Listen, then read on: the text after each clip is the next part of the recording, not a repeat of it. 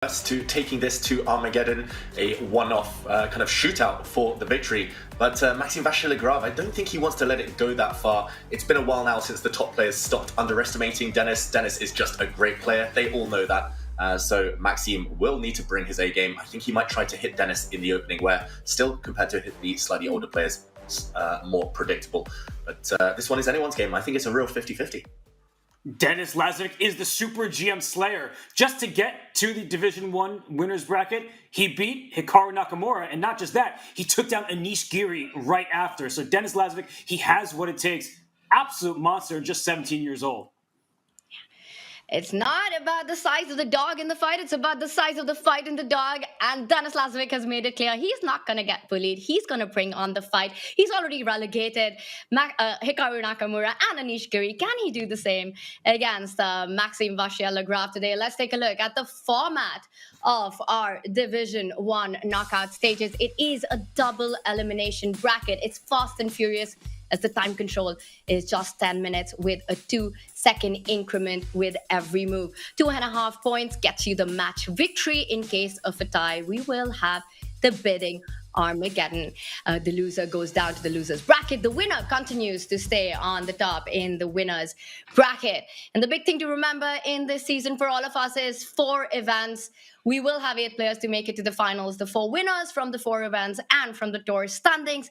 The time format changes we saw with 10 minutes and a 2-second increment. And for all the other details about the changes in this year's Champions Chess Tour, we've got Danny breaking it down for us. Every Champions Chess Tour event kicks off with a play-in tournament, followed by match play on the second day to determine placement across Divisions 1, 2, and 3. The remaining players then compete in these 3 divisions across 6 days of grueling yet thrilling double elimination knockout chess. All players are battling to earn their chunk of the $300,000 prize fund and tour leaderboard points. But the biggest prize is a spot directly to the live finals at the end of the year. Only the winner of Division I will claim that honor. In addition, they and the runner-up both secure re-entry to the top division our next time around.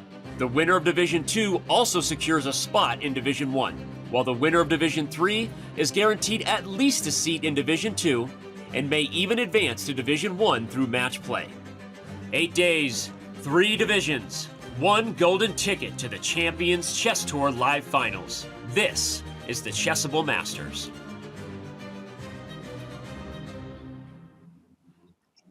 The first golden ticket is up for grabs in this one, and the fight starts in just a couple of minutes. You got 4 juicy matchups, and one of the players who also made it to Division I, Alireza Firouzja. Now, he had a disappointing Toronto finals. He's definitely looking for a better performance this year in the Champions Chess Tour. What are we expecting from Alireza, and what did you make of his performance in the placements? Yeah, I've got to say, Alireza, I was quite impressed throughout the placements. It felt like, okay, he's not quite in top form. He's moving through the gears, but he was always there or thereabouts. And when the chips were down, when it mattered, he made his mark. And that's been the story of the last 12 months for Alireza. Up and down his year, his rating. In Tata Steel, it was up and down. Lots of wins, but lots of losses as well. So it's entertaining for us. We're loving it as commentators. But he'll want a calmer progression, of course, through these knockout rounds. I want to see Alireza on his A game. Happy days for Alireza, because yesterday he defeated Vladislav Artemiev, and we know how dangerous Artemiev can be, and so can his opponent, Vladimir Fedoseev. I don't think that anyone wants to face the big fish, because he's taken down the likes of the very best players on the planet. This is a pretty epic clash. The big fish in Division I. Sorry, David. I'm just loving those fashionable and victorious big fish in a big pond. These players, just loving those nicknames. And I wanted to ask you guys, we now know the eight finalists, I'm going to say, in Division I. Who in Division I do you think is going to take that golden ticket? Putting you on the spot. Tommy, I'm waiting for you.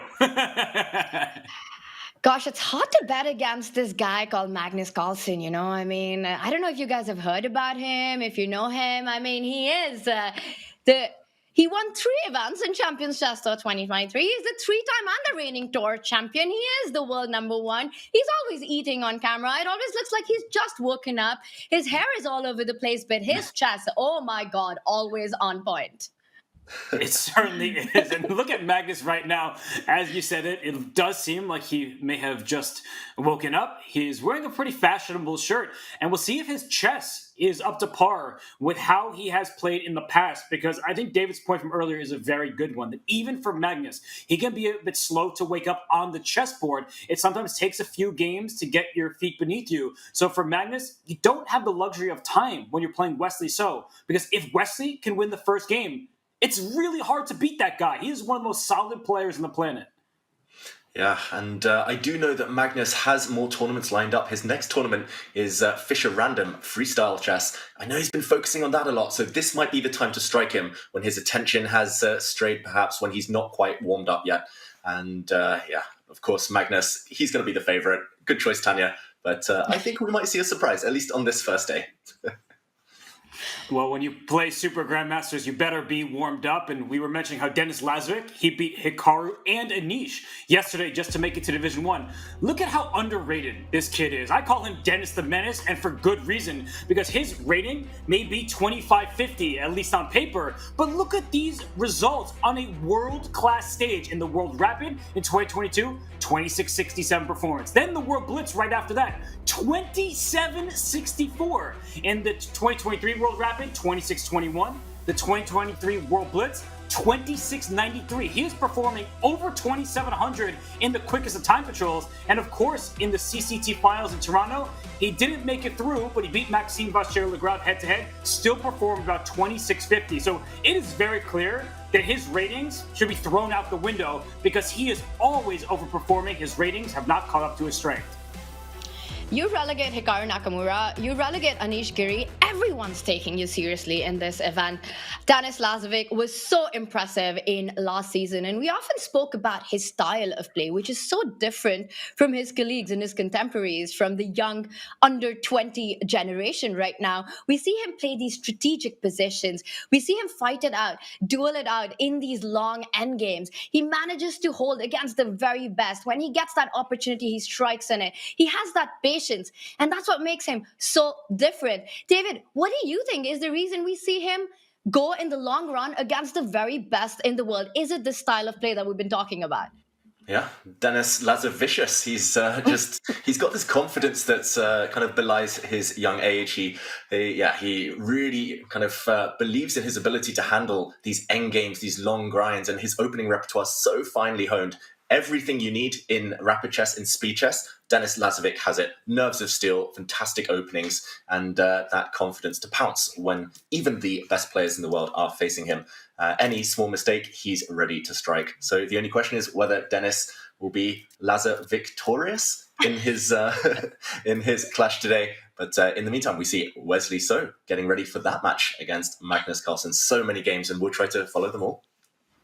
And I think Wesley So is walking around right now in his playing room, trying to figure out where to put that second fair play camera. We saw him moving around with his laptop. And there he is, still confused about how to make the logistics work. I have to say, I was following the placement action. And Wesley's situation with the 2 chairs, his laptop on one of the chairs, it was surprising to say the least, but it did not affect his chess at all. Well, a part of the fair play monitoring is showing that there's no one else in your room, that everything is under control. And when we had Wesley So on camera there, I saw in the background he had like a rook and a knight on a shelf, and there's Wesley. He's got a blanket. He's not just warmed up from yesterday's action, but he is warm and ready because he's under the comfort of that security blanket. So for Wesley So, he looks like he's ready to play. But as we saw behind him, there's a knight, there's a rook, and maybe he's the king after all. Wesley looks warm. He needs to get the hot chess going against Magnus Carlsen. You mentioned that he looks secure in that blanket. Magnus mentioned a really interesting thing, David, after that victory in Toronto, that he sort of plays against Wesley's style, sort of the lack of aggression in Wesley. And is Wesley bobbing to some music, some tunes there? Yeah, Are we Wesley going to see had more aggression? Wesley had something in his ears. Maybe it doesn't sound like the most aggressive of music, the most upbeat tunes there. It looks like a calm, slow melody. He looks very chilled, so chilled, Wesley. So there.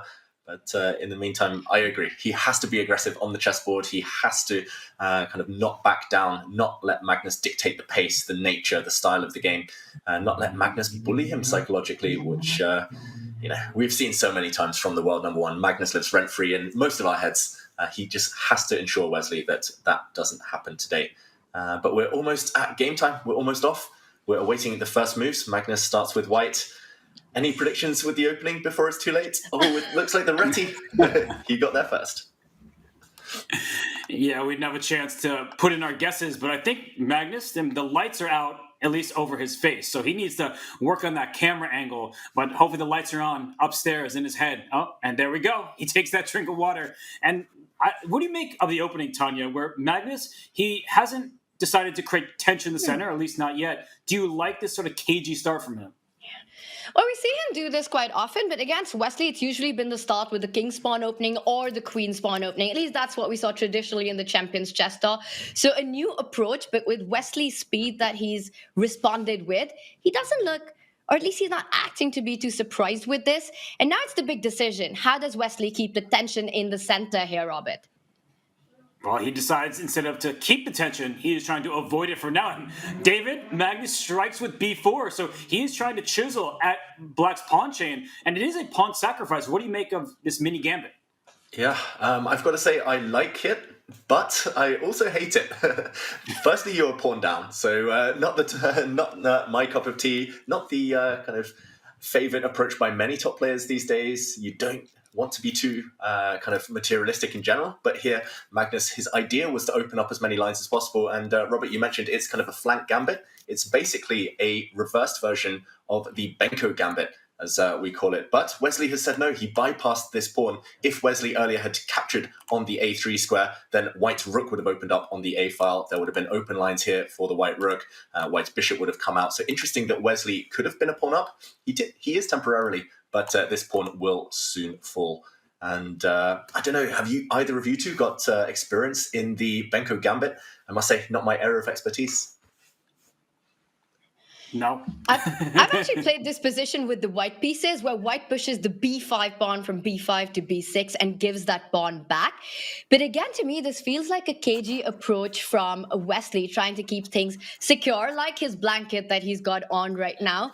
But then again, this is the kind of stuff that can backfire against Magnus. Robert, does this surprise you that Wesley decided not to capture that a3 pawn? Well, this entire opening has surprised me, and even Magnus's last move, pushing his pawn to a4 rather than recapturing on b3. Both sides are trying to lay claim to important space and squares. The b4 square for black is now firmly under control. And then for white, you have this light square diagonal. The bishop on g2 is unopposed on that diagonal. And so we could see that bishop shining its powers across the board. I don't know whose position I'd rather have. It's a new position to my eyes, but it feels like one where both players are on their own. Yeah, it feels like both players have trump cards up their sleeve. You mentioned the b4 square. White's knight also has access to a beautiful outpost on b5 a bit later. First, Magnus wins the pawn back. And Tanya, from your experience, you mentioned you've kind of played this opening just with reverse colors. Do you think Magnus is going to be happy? Here, he's basically played an opening you usually see with black, but he's white, so he's got an extra tempo. Should he be happy about that? And it's always tricky to kind of adjust yourself to these reversed colors opening. One of the ideas as white that I like in this, and that would mean a position that black has currently for Wesley, is to actually transfer that knight from f6 to the c5 square. We've been talking about how important these squares are. So there's often this plan of the knight falling back and then finding itself on c5, which is a nice square. I think Magnus, he was perhaps expecting a more dynamic approach by Wesley to capture that a3 pawn, to pick up that free pawn, which gives a lot of activity to white. And now he has to fight in this position. I like these positions, well, in this case for white, for black here, simply because that knight from f6 will land on the square of c5, which is a nice square. And I'm getting confused as a commentator with reverse colors. I have no idea how the players are handling it. And I actually found that funny because I'm doing the same thing in my head because it is a Benko gambit colors reverse. And we saw for quick moment, this bishop b4 move from Wesley, perhaps the most natural move, developing your piece, getting ready to castle, putting on defended square. The engine didn't really approve of it, and I think it's precisely because of what Magnus is doing. He can challenge this bishop immediately, and if white takes on b4, next move, then knight on c6 could not capture back, which is why Wesley right now brings his knight back to d7. That way the e5 pawn is well protected, and if the capture on b4 happens, he can successfully take back with a knight rather than doubling his pawns, which you may want to do in some positions, but here I'm not so sure. Yeah, it feels like this is the two players just tiptoeing around each other. Magnus makes that decision. He trades off the bishops. And it's just a fight for squares. It's about maneuvering. And I've got to say, it feels like traditionally this would favor Magnus Carlsen. He's so good strategically, so good at kind of sensing where the important squares are, when to switch up the pace, the quickness of the game. But Wesley, he's done nothing wrong. And evaluation bar slightly preferring black. I've got to agree. Just we're kind of playing by association with colors reversed. Yes, Wesley's a tempo down on a known opening, but he's got everything covered. Tanya, your dream square on c5.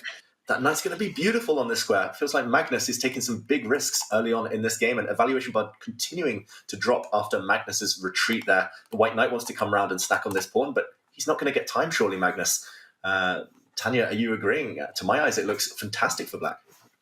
Yeah, everything that you pointed out. And I also really like that Wesley captured on b4 with that pawn on a5. At first, it looks like you're spoiling your pawn structure. You're doubling up, but you're taking away some key squares from that knight on b1. Well, now the positions change. White had to spend some time picking up that pawn on b4, and we see the queens are going to get traded off because the a4 pawn is really weak. And just coming back to Robert's point earlier about this being a reversed Benko gambit and extra tempo that matters. I think Wesley's approach to go with the move b4 to b3 early on in the game, to not go for the picking up of the pawn, in these kind of positions, perhaps the extra tempo doesn't matter as much. It doesn't, and it's because it's a relatively closed position, so I'm with you, Tanya. And Wesley just quickly played queen to a5. He released the tension. I think he's going into this game with the mantra, I'm going to try to draw with the black pieces and then press with white, because he could have kept his b4 pawn. I actually think that keeping more pieces on the board was favorable for black because white's pieces were stepping on each other's toes somewhat. Now after the queen trade, mass liquidation on the a file, the a4 pawn is dropping. I don't think that black is any worse at the moment, that's for sure, but I don't know if there's so many winning chances left because there aren't that many pieces remaining. Ooh, and some of these moves in the game review here not proved of by the computer. This was a missed opportunity for Wesley, so to my eyes, it looks like a very natural move. He's trying to gain time now against this white rook. Actually, if the queens disappear, I wouldn't be surprised, for example, on the next move, if the black king just shifts to d7, swings the other rook across, and if the queens are off the board, black's pieces are so actively placed. Wesley, so, at least to my eyes, turning things in his favour. I think Magnus really needs to kind of pull the brake, shift gears here, and try to make that draw. Wesley, on the camera, smiling as well. He looks thrilled with his position, and rightly so. I wish we could see how Magnus is feeling. That dark shadow. There we go. Brightening up suddenly, but I don't think his mood is feeling very bright with this position here. After the queen's leaving the board now, it's all about how active black's pieces are. Like Robert said earlier, this pawn is doomed. Sooner or later, Wesley can kind of take it at his leisure, and nothing at all to worry about here for black. It's just about whether he can try to turn it into an advantage even at some point. And now the big question is, David, has Wesley Red grind like a grandmaster? Because it looks like it might be time to start thinking about that. And endgame, you got piece activity. The a4 pawn is about to fall. Black's king in the center is actually ideally placed because you don't even need to go shut castle anymore. You could go with your king to d7 as Wesley does it, bring the other rook into play. I'm loving Wesley's position right now.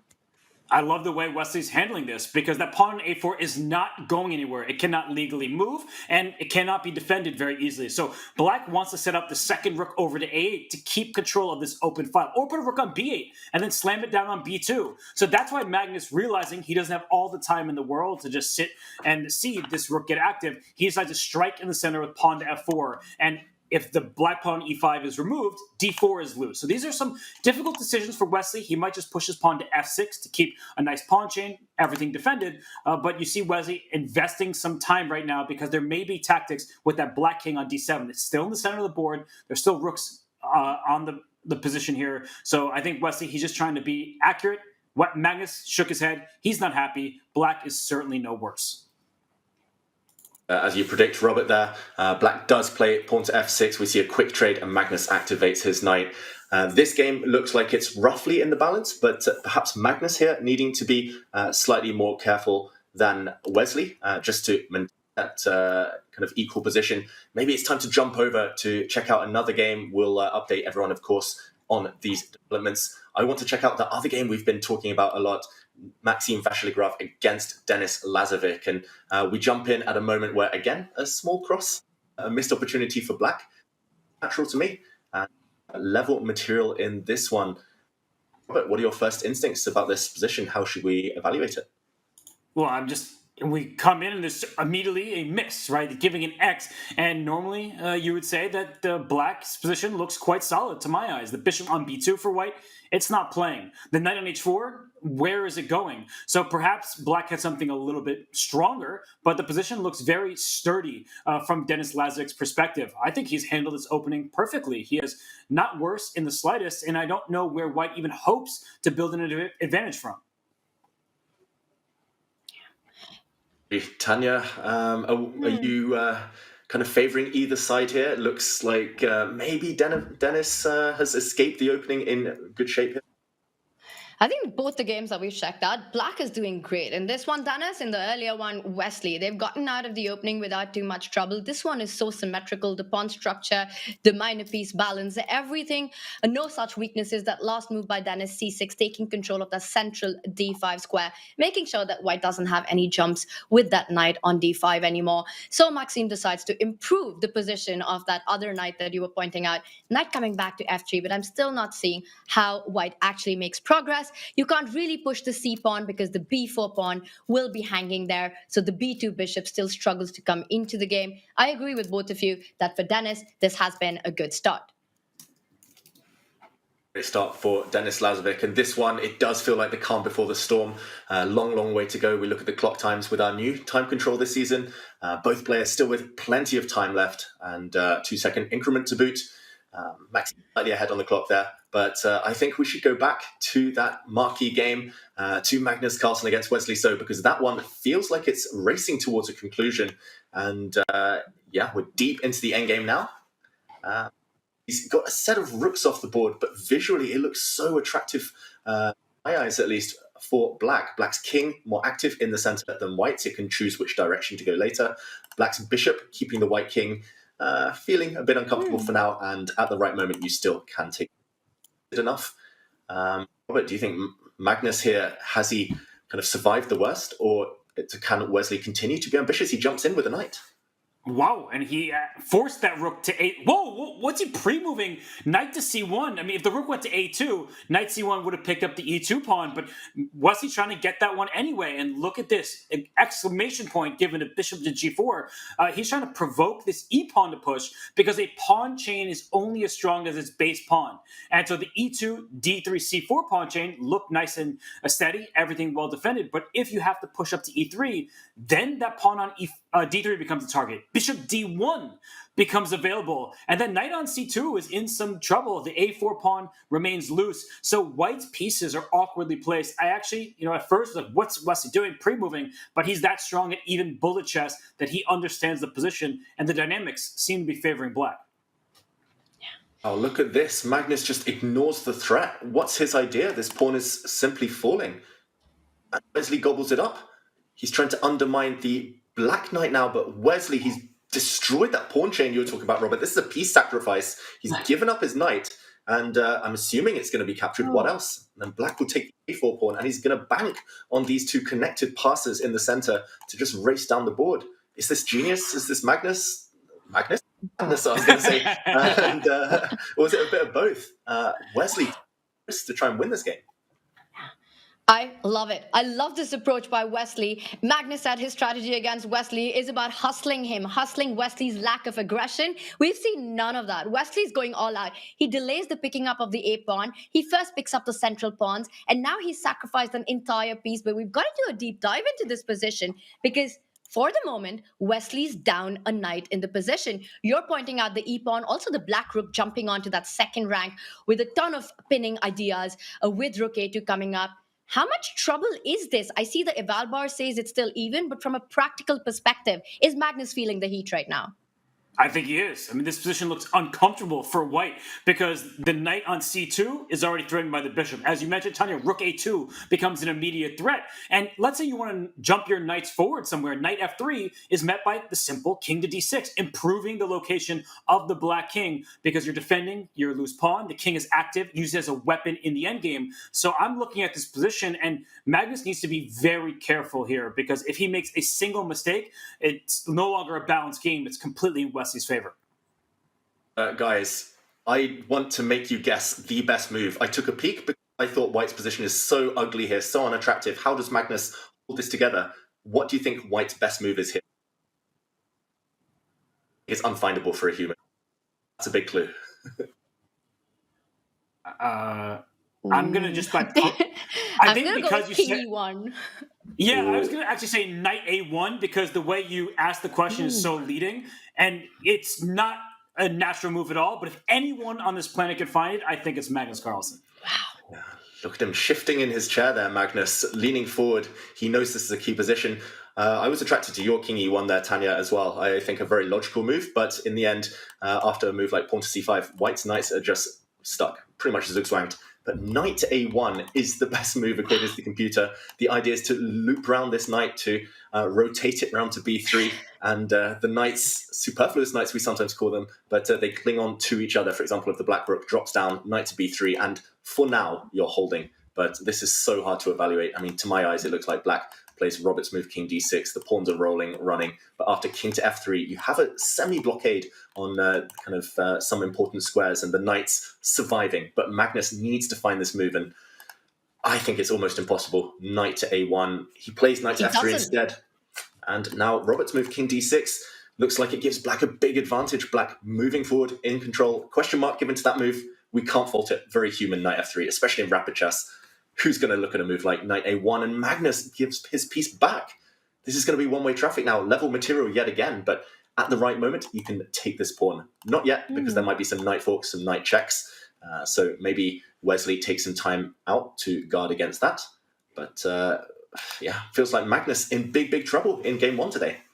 Well, Tanya, I was about to ask you that Magnus up a piece for 2 pawns, but those pawns were running up the board, restricting white's pieces. Do you think this is a good practical try for Magnus? Because at least what he could envision for a draw, blockade on the dark squares, trying to take away some of these remaining black pawns. Do you think the draw seems more within reach now? I think knight a1, the move that you were discussing, and Robert, that you pointed out, is so difficult to play and to even find. It's not even on your radar. A retreating move all the way back to a1. You're not sure how you're coming out of the fix that you're in. So you really want to try and simplify the position. I think you're on point. Magnus just wants to get out of this game. He wants to find the fastest way to neutralize. But this might not be neutralizing at all, because a bishop versus knight in these endgames is good news for black. You can try and push. You have to watch out for that knight on g7 getting trapped. Bishop to f7, it comes back. How are you retreating with the knight? If the minor pieces get traded off, this is winning for black. Are you going g4, king f5? A knight f5, I'm sorry? Process of elimination, you have to play g4. This is the only route back for the white knight, but Wesley has cut off this square. f5 now taken away from the white knight, and a big threat. The knight's still trapped. Like you say, Tanya, if there's a trade, knight for bishop, black will win due to this distraction, the outside pass pawn. So Magnus now needs to keep his knight alive. Is it the move g5 just to stop the threat?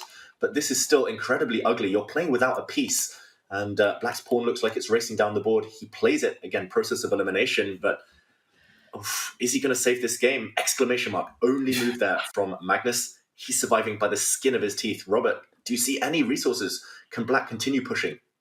Well, what white now wants to do is play h4, h5, and g6. Just get rid of that h7 pawn. Because if that pawn is no longer on the board, then the white pieces will go march on over to the c pawn, either blockade it or sacrifice the knight for that last pawn. A lone king and bishop cannot deliver checkmate for those of you who are newer in the audience. So that is what white is aiming for. Get all of black's pawns off the board, even if you have to sacrifice your knight in the process. A great move, g5. h4 comes next. The black king kind of has to stay put because as it goes up to f4, knight can now slide back to e6 with check, and the knight is safe. Yeah, Magnus should be saving this game now that the White Knight escapes that dungeon on G7. Let's take a zoom out of this one very briefly, just to check in on the other action. Magnus does play the best move, gets his knight out of dodge there. And this is the bird's eye view. We see the evaluation bars mostly roughly around the center. Vachier-Lagrave against Lazovic has been level since we left it. Not much to report there, apart from maybe Lazovic's knight on the top left of your screens, in the top left corner as well. The other games, Nepomniachtchi on the back foot against man of the moment, Jose Martinez.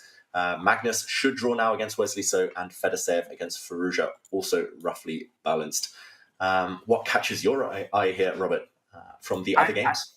I think that Jose Martinez game with the black pieces against two-time world championship challenger Jan Nepomniachtchi, because Jose celebrated his birthday a couple days ago when he won, came in first place in the play-in. Then he was able to sail through the placement, and now here he is in Division I. So the recent birthday boy. Look at that last move, by the way. G5, allowing a fork with check on F6, but you sometimes need to protect your king by getting active on the side that you're being attacked, because now the pawn on G5 is well defended by another pawn on H6, its best friend, whereas the pawn on G7, that was well within White's attacking range, and queen takes H6 was on the docket. So I love moves like this, and I love the way that Jose plays chess, even though he's down to 22 seconds remaining.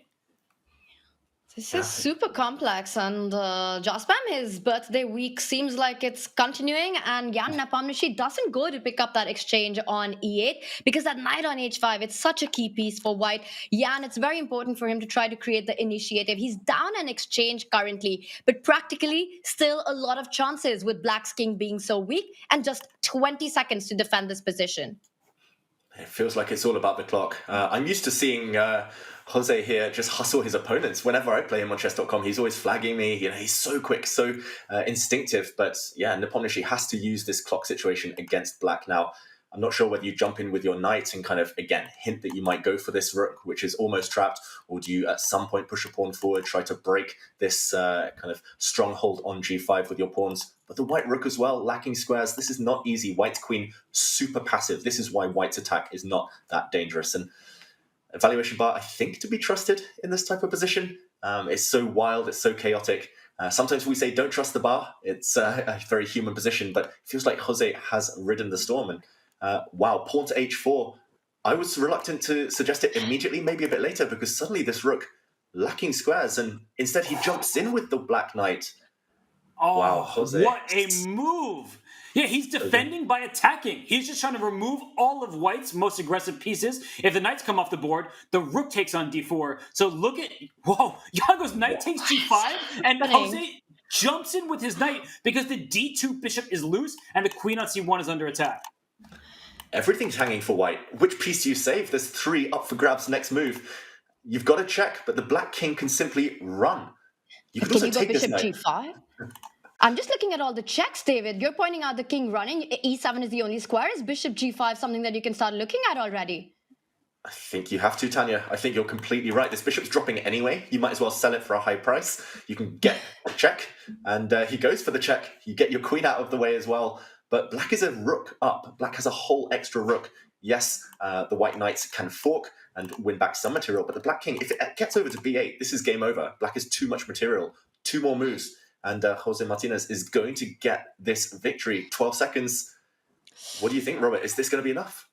I think that Jocelyn has the clear edge. That's what Jose is known as, his username. And it's the Petrosian King March. And look at that. Rook takes knight on E8. Apparently wasn't the best move. It's impossible not to play that. When someone takes your piece, you want to capture back. And I think the one thing keeping White potentially in this game is that H4 pawn. It's not a shield for the White King. It's a passer that you want to push. Wow. Wow.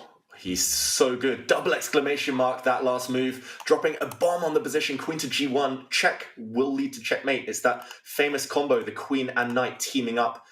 At this point, it's pretty much against a lone king. And it's the Petrosian King March you mentioned, Robert. This time it's the white king that's running up the board. Both kings have been doing a bit of dancing here, but the white king is doomed. No way to escape. If you step forward to F5, there's going to be a deadly check on F3. And white has to lose even more material. Jan Nepomniachtchi smiles, and he's about to resign.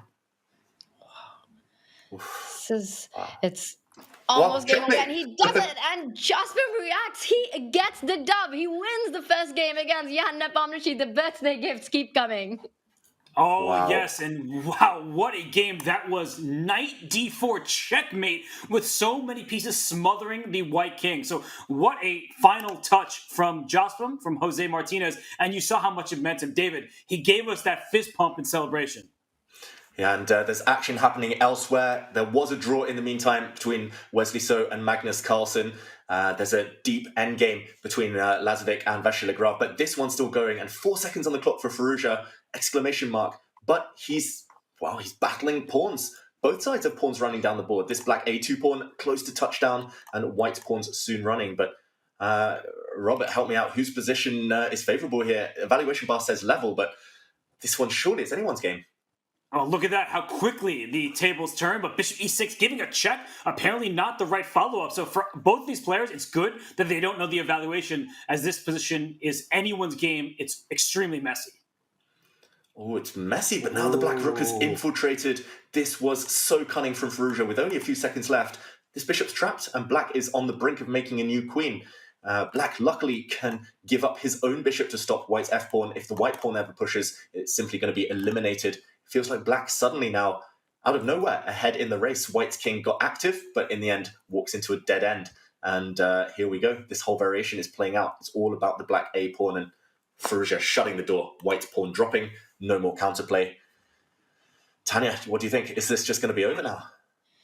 Yeah, I think it's quite beautifully played, the last couple of moves by Alireza Firouzja. Now there's nothing to be done. As you pointed out, the e-pawn isn't moving forward anymore, and it's going to be the a-pawn that will decide the game. Looks like Alireza is about to take the first win, and meanwhile, Wesley So Magnus Carlsen did end in a draw.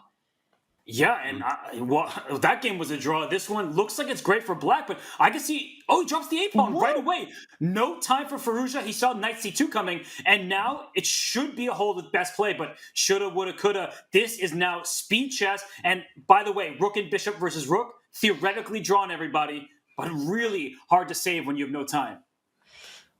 Yeah, Alireza with 7 seconds on the clock now.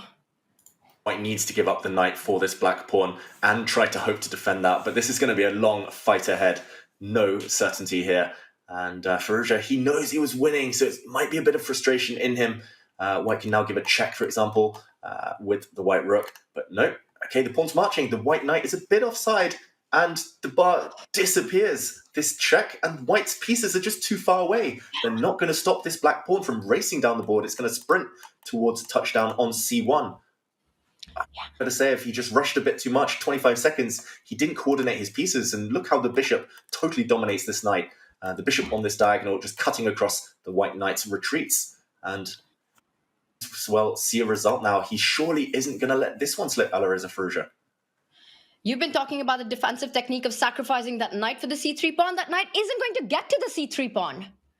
No, it's because Alireza understood the assignment. He knew what white was going for, and he said, I'm not going to allow it. And now the king can just march forward, help that pawn, escort it to the other side, and then knight on d7. It needs to be back in white's territory. It's way too far away. Knight's being slow-moving pieces, not helping. Oh, and he's going to use the bishop as a blockader. The black bishop's going to come in to help the pawn promote on c1. Or the bishop's going to help block some checks. And there we go. Bishop to f2 shuts the door in Fedoseev's face, and black makes a new queen. It's a matter of time now. It looks like they've swapped sides. Black's pieces are starting on the white's starting row. But a check, double attack, game over. Firouzja takes the win, the first game of the day.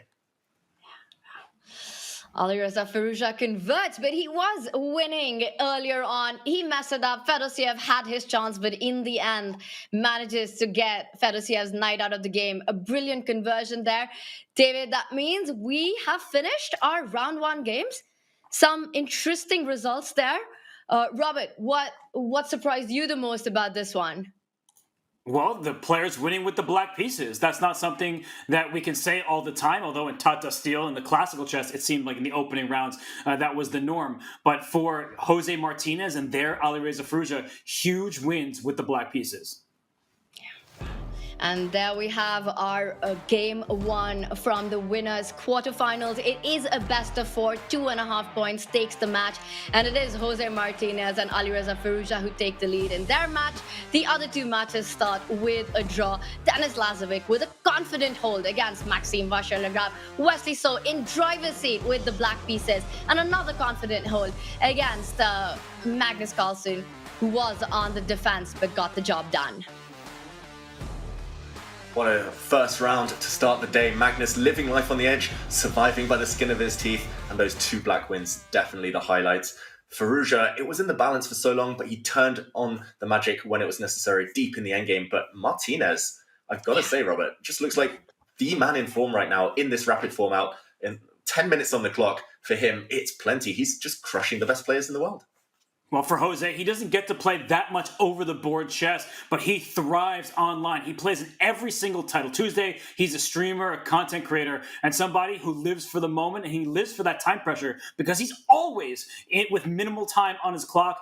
Those few seconds, that's when he actually brings out his best. I mean, the way he just checkmated Jan Nepomuchen's king in those final few moves, getting the queen on the back rank, queen g1, queen h1, just absolute precision, and that checkmate with the knight on that central square. That's going to be a tough one for Jan Nepomucen to get out of, but he needs to do that. Jan starts with the black pieces in the next one, but also equally impressive, Denis Lazovic against Maxime Vachier-Lagrave. Didn't get to cover their game too much. It was just very level throughout. Denis, he's so good at keeping control and just justifies his billing as the underdog. Gets that draw. Great result for young Denis. In the meantime, looks like we're jumping straight back into the action. We're awaiting Wesley So's return to his laptop screen, to that chair, that setup, whatever we're going to call it. Wesley getting ready to fight. I've got to say, guys, I love what he did in game one. He just needs to do it all over again in game two. Just with Magnus. And I was just about to say, are we going to see a 1b3, an opening that Wesley So played in the grand final, in the season tour final in 2023 against Magnus Carlsen? But we're not seeing any of that. He starts with the Queen's Pawn opening. And wow, Magnus going, are we going to see a King's Indian by Magnus in this one? Oh, well, it depends. Yeah, I was going to say, it depends what kind of mood he was in. But David, you saw it before I could even respond. Do you see Wesley, by the way? He's like bringing up his blanket, making sure that it's sitting nicely on his lap as we are going to venture into one of the most aggressive openings from the black side, if Wesley allows it to happen, because you could take this into quieter waters if he so chooses. The King's Indian defense, Magnus only really plays it when he's all out for blood, for victory. I very rarely see Magnus employ this defense when he's happy to just kind of keep things solid, when he just wants to kind of grind it out in a long endgame. This one, only in the biggest of occasions, in must-win situations with black usually. So it's a big sign from Magnus to Wesley saying, yes, you got close in round one, but now I'm going to fight fire with fire and I'm going to come back at you. And Robert, you mentioned taking the game into quieter waters. I don't want to see Wesley, for example, trade off pawns in the center here. I don't want to see him trade off and get the queens off the board, which he has done in the past on occasion. Nope, he castles, keeping all the tension. And this one's shaping up nicely. Mainline King's Indian, all these romantic openings, these attacking openings, they're coming back into fashion, which we love to see. So many King's Gambits in Tata Steel. And now, in the Champions Chess Tour, the King's Indian instead. And Magnus just choosing the way he's going to set up. Knight to d7, knight to c6, taking on d4. Magnus has played on occasion. h6 is the trendy move here. All the cool kids are playing. I don't understand it, but plenty of choice. Magnus, the first to pause. And for Magnus Carlsen, as you said, he doesn't really play this that often. And you look to the left of the board, that shows the statistics when this opening is played in master level games. So Wesley So, he knows that this opening should be good for white. In fact, the engines, they love it because they like the extra space that white gets, especially if you push this pawn from d4 up to d5. But by releasing the tension, if white in fact does push this pawn, black will move the knight away from f6 and play f5 himself, opening up the king side. So Wesley, he knows that the computer is a fan of this from the white side. He has experience, but he also has experience playing Hikaru Nakamura, who crushed him in one game, because this opening can be vicious from the black side depending on how white tries to adopt the setup. And White needs to now decide. It is that moment because with Magnus's last move, eyeing that knight on f3, there's more pressure on that central d4 pawn. So finally, Wesley has to take a call. He either captures on e5 or blocks the center with the move d5. David, is there a third option to try to keep the tension going here? Perhaps the third option would be to use the bishop and guard this square, but I favour your choices there, Tanya. Depending on Wesley's mood, I think the most ambitious, if Wesley's up for a fight, okay, he actually plays the third choice there, bishop to e3. I was going to say he could push his pawn forward. Oh, the computer's such a harsh critic, giving that move a question mark, but he could also have taken the pawn off on e5 and there would have been a bunch of exchanges. So bishop to e3, let's ignore that question mark for now. I think this time we'll give Wesley the benefit of the doubt, but this is perhaps not approved of by computers because after a trade on f3, Magnus, I think that would be the consistent follow-up. He goes for it.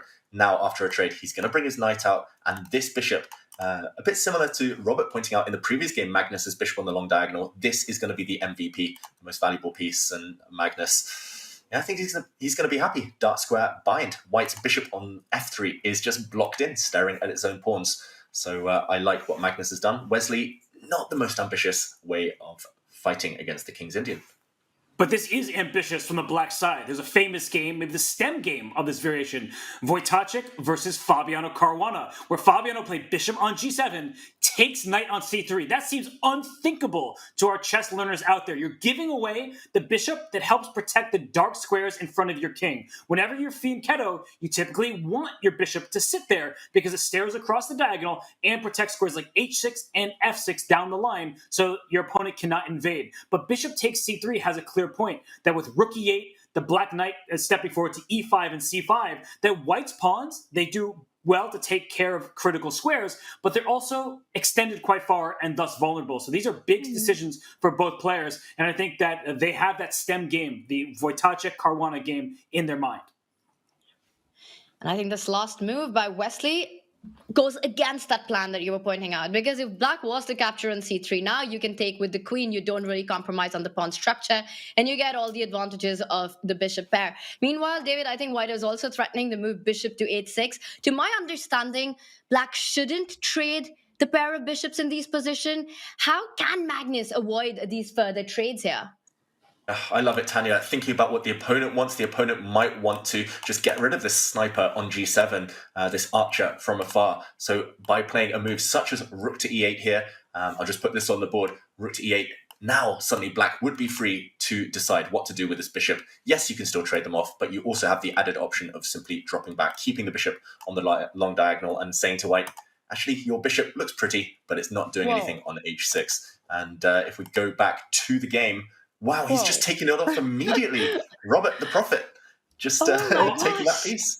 Wow. They tell you to study your classics. I know that a game from a few years ago isn't considered a classic because not enough time has gone by, but Fabiano Caruana teaches not just us, but Magnus Carlsen a very important and instructive lesson that sometimes it is okay to say, to heck with the rules. The principles that I learned, sometimes we can throw them out the window if the position calls for it. And look at this. Queen f6, queen trade being offered. We talk about the bishop pair advantage. Here it's the knights that are going to do some damage because they can stare and hop over pieces. A knight on e5, hit a bishop on f3, a pawn on c4. A knight on f6 or c5 hits that pawn on e4. And to protect that pawn on e4, you have to move your dark square bishop. But as soon as that bishop leaves e3, a knight can jump into d4 as well. So many critical squares are black's knights for the taking. I think Wesley has to be very careful here. It's not like the engine hates his position, but it does seem easier to play from the black side because the bishop on f3 in particular, it does not have a useful diagonal. It's staring into its own e4 pawn. And if it tries to move to a new diagonal, it stares into its own c4 pawn. No active real estate for that bishop. Really instructive. I'm going to go check out that game, Wojciech against Caruana, just to remind myself. And clearly Magnus has been studying Fabi's games there, really kind of catching Wesley off guard. We see the clock situation. Magnus in kind of a minute and a half up on the clock could be important for later. But yeah, just breaking all the rules. But you've got to know the rules in order to figure out when to break them. And yeah, these knights, I'm always biased towards bishops, but on this occasion, I'll give Magnus the benefit of the doubt. They're jumping, the knights coming in. It looks like Wesley, the one with questions to answer. I think this is the perfect moment to zoom out. Maybe we go to the bird's eye view as Magnus applies pressure to Wesley's position. And Okay, lots of different types of games. Ooh. Some more exciting than others, I've got to say. Where are your eyes drawn, Tanya? It's the one on the extreme right of our screen. You got Alireza Firouzja against Fedoseev. And the position is all kinds of bonkers. White's got a queen out on h4. The kings are in the center. There's a knight on b5. Black's pawn already on d4. That's the position that has gotten my attention. While meanwhile, we see the central boards. It's pretty level between Wesley and Magnus still. Let's do a deep dive into this one. And normally we won't do this. This is fast, furious, rapid chess, but I'm going to do a quick rewind to the start of this game because it is crazy, as you mentioned, Tanya. So unorthodox, so irrational, this position. White has just won a pawn, but Black, wow. Okay, we'll do a very quick dive. It started life as a Caro-Kann, and in advanced variation, it was pawn to c5, just blowing open the center, and after a capture, White's queen takes on d4. And yeah, let's catch up the White queen dancing. It gets harassed so often. Remember, kids, remember, folks, don't bring your queen out too early. She is the most valuable piece. Anytime she gets hit, she has to move.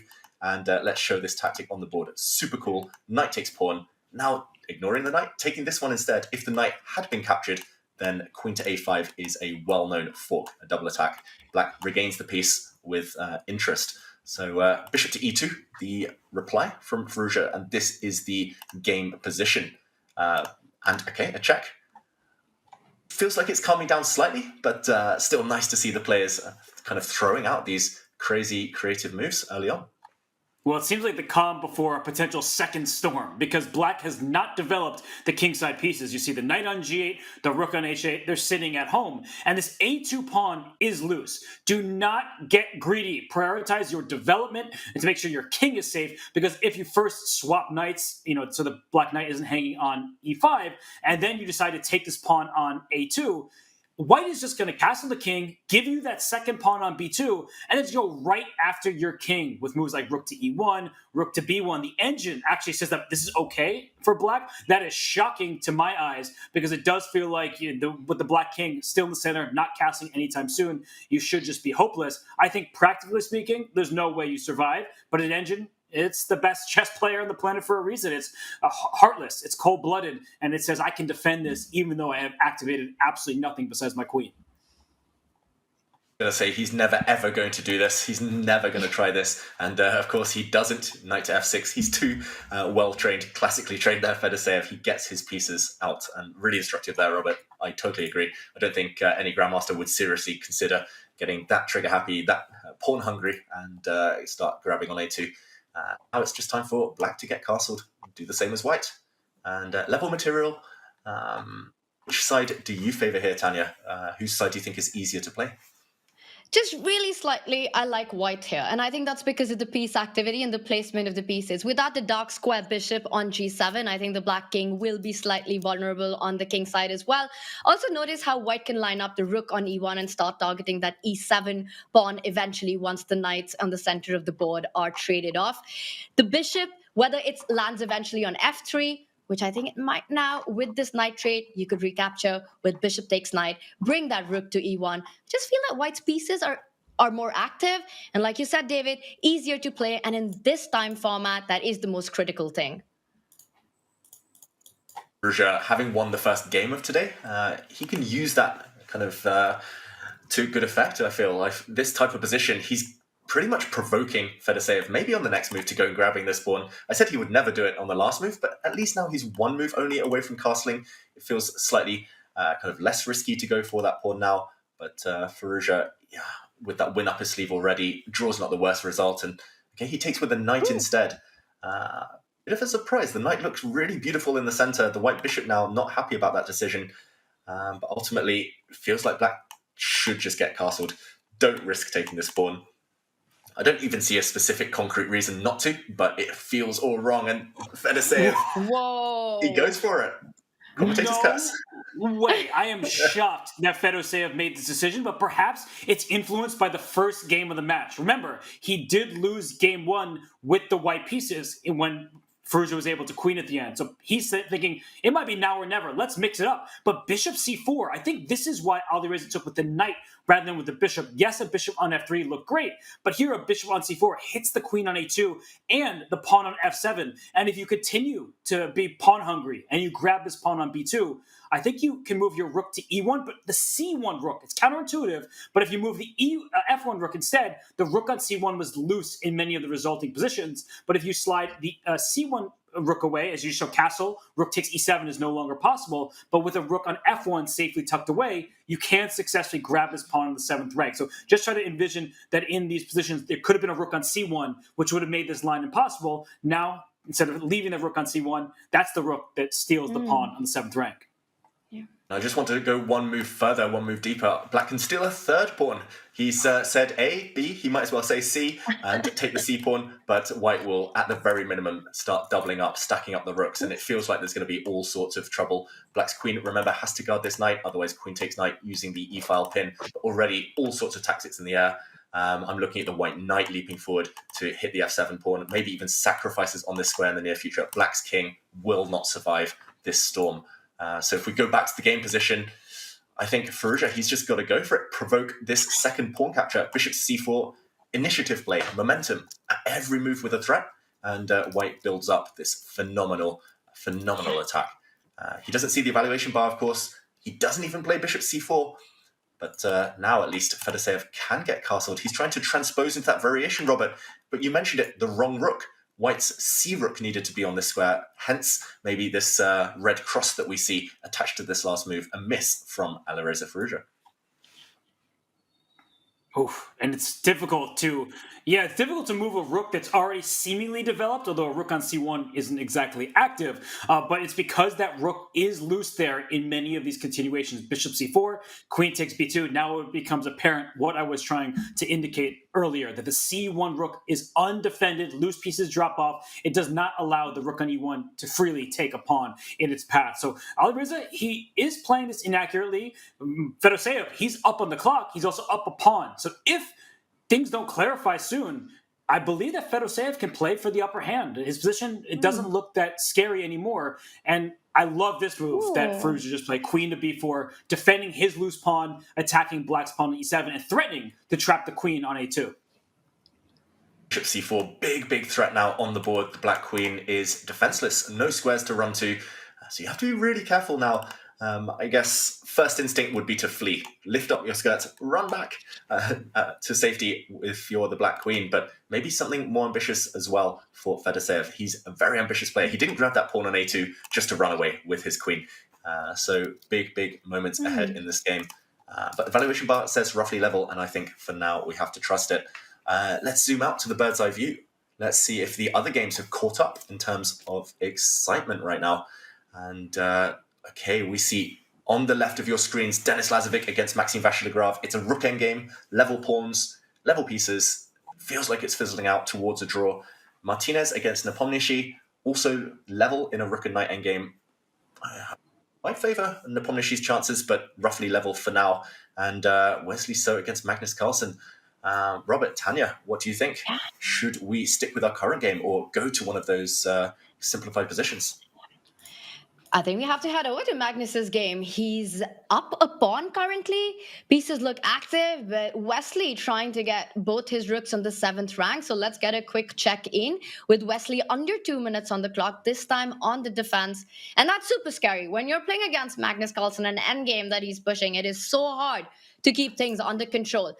But it looks like white has compensation here, right? You've got this dark squared bishop that can line up on the long diagonal. The rook from b2 is jumping on to b7 to try to create some threats. Yes, I see black is a pawn up, but to me, practically, it looks like Wesley's got his chances. What do you think, Robert?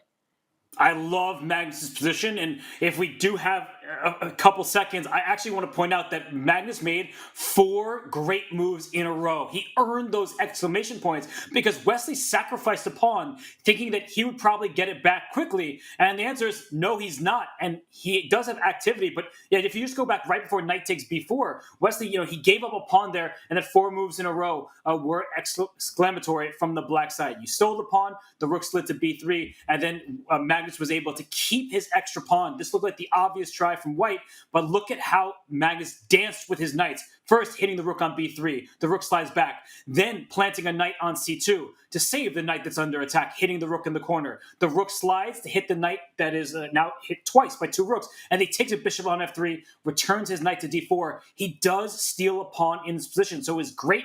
And knights jump in to steal a Destiny's Child song. And it landed Magnus an extra pawn. And now we have the game position, which does look like it's fizzling out. I think Wesley had just enough compensation. Tanya, you seem to be right. Yeah, I think so, because... Go on, David. I was just going to say, you take it away, Tanya, but when I first saw this position on the bird's eye view, I didn't count the pawns correctly. I thought, okay, Wesley's doing really well. But that beautiful kind of sequence of knight jumps, giving black the advantage. Tanya, how easy is it for Wesley to guide this game towards safely, do you feel? It's not going to be easy. He's playing against Magnus. He's down a pawn, and that's never going to be easy. But again, I'm just going to reiterate the fact that this bishop on the long diagonal is not only doing a great job on this one, but is now going to target that other pawn on a5. And to me, it looks like Magnus has to try to get activity. He needs to jump in with that rook. Is he going to try to somehow find any mating net ideas against the white king? Rook b3 comes to my mind, trying to get play on the king side. I don't think you can go passive trying to defend that a5 pawn. What would be your approach with black if you're pushing for a win here? It's difficult to choose. Sorry, David. I was just going to say, it feels like, as black, you want to activate your king, but you don't have anywhere to go. So, David, you're the endgame maestro. You have some loose pawns on a5 and maybe g5. How would you actually approach this position? Normally, I love my endgames when you have some level of stability and you can kind of slowly improve your pieces. Unfortunately, it's one of those, it's pure calculation. I just wanted to point out Tanya's move, rook b3. It's the most tempting, and it would be super strong if it wasn't for the fact that white could immediately force a draw with a check, another check, and black's king actually cannot escape from these barrage of checks. So really frustrating for Magnus. You can see that on the camera. And if we go back to the game position, after bishop c3, he's frozen. He hasn't moved. What can he do? I don't see it, I've got to admit.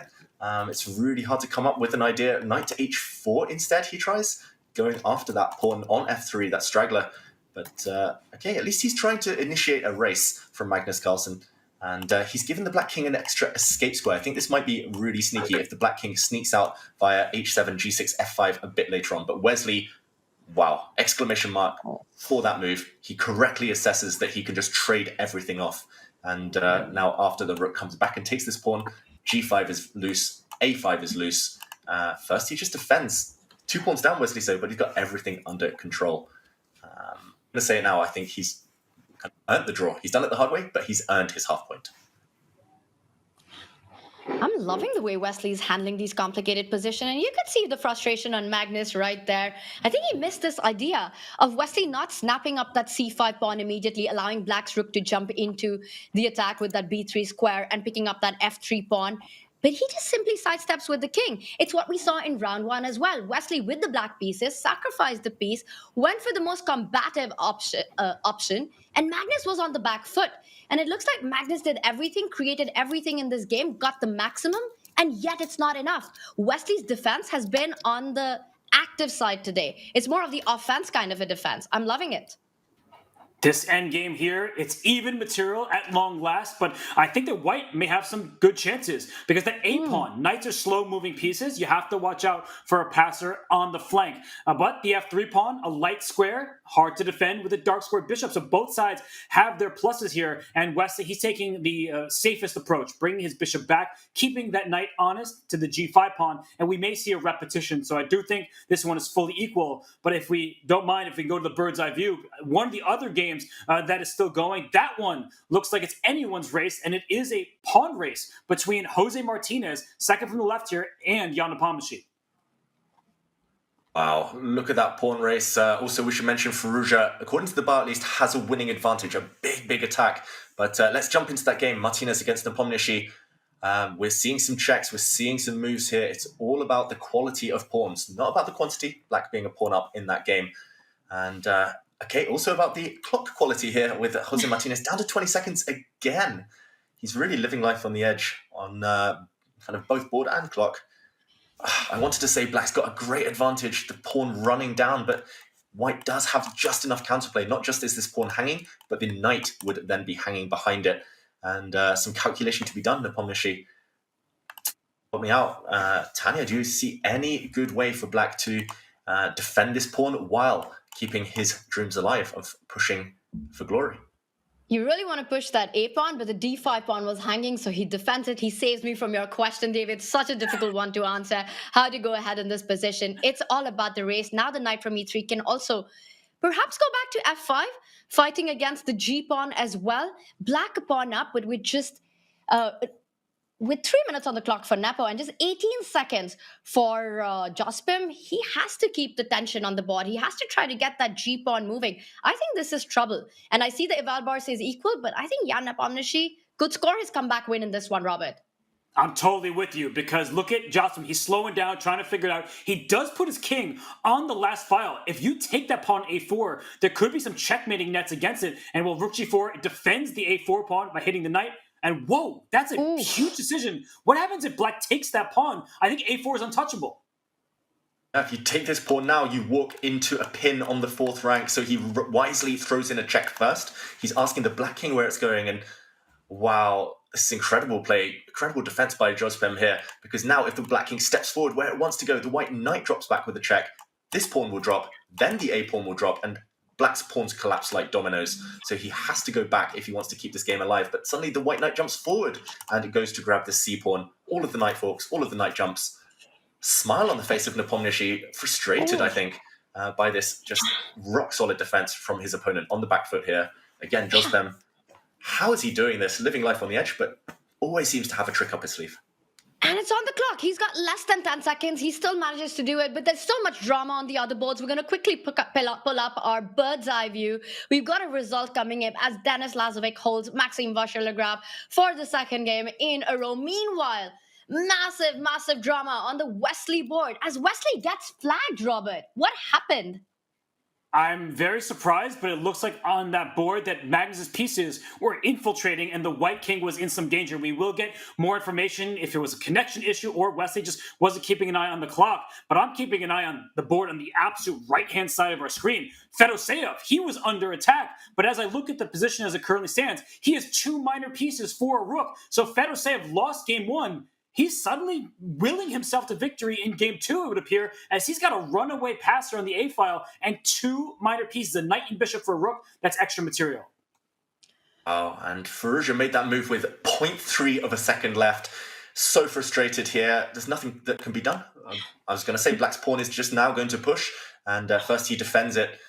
2 pieces will beat a rook, especially in conjunction with this Black A pawn. White simply cannot fight here without this pawn. Even then, Black might be better.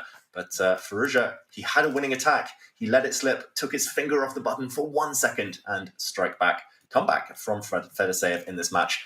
Actually, the Black Knight now can just come into C2 in the next few moves and push this pawn for glory. There's no way it's going to be stopped.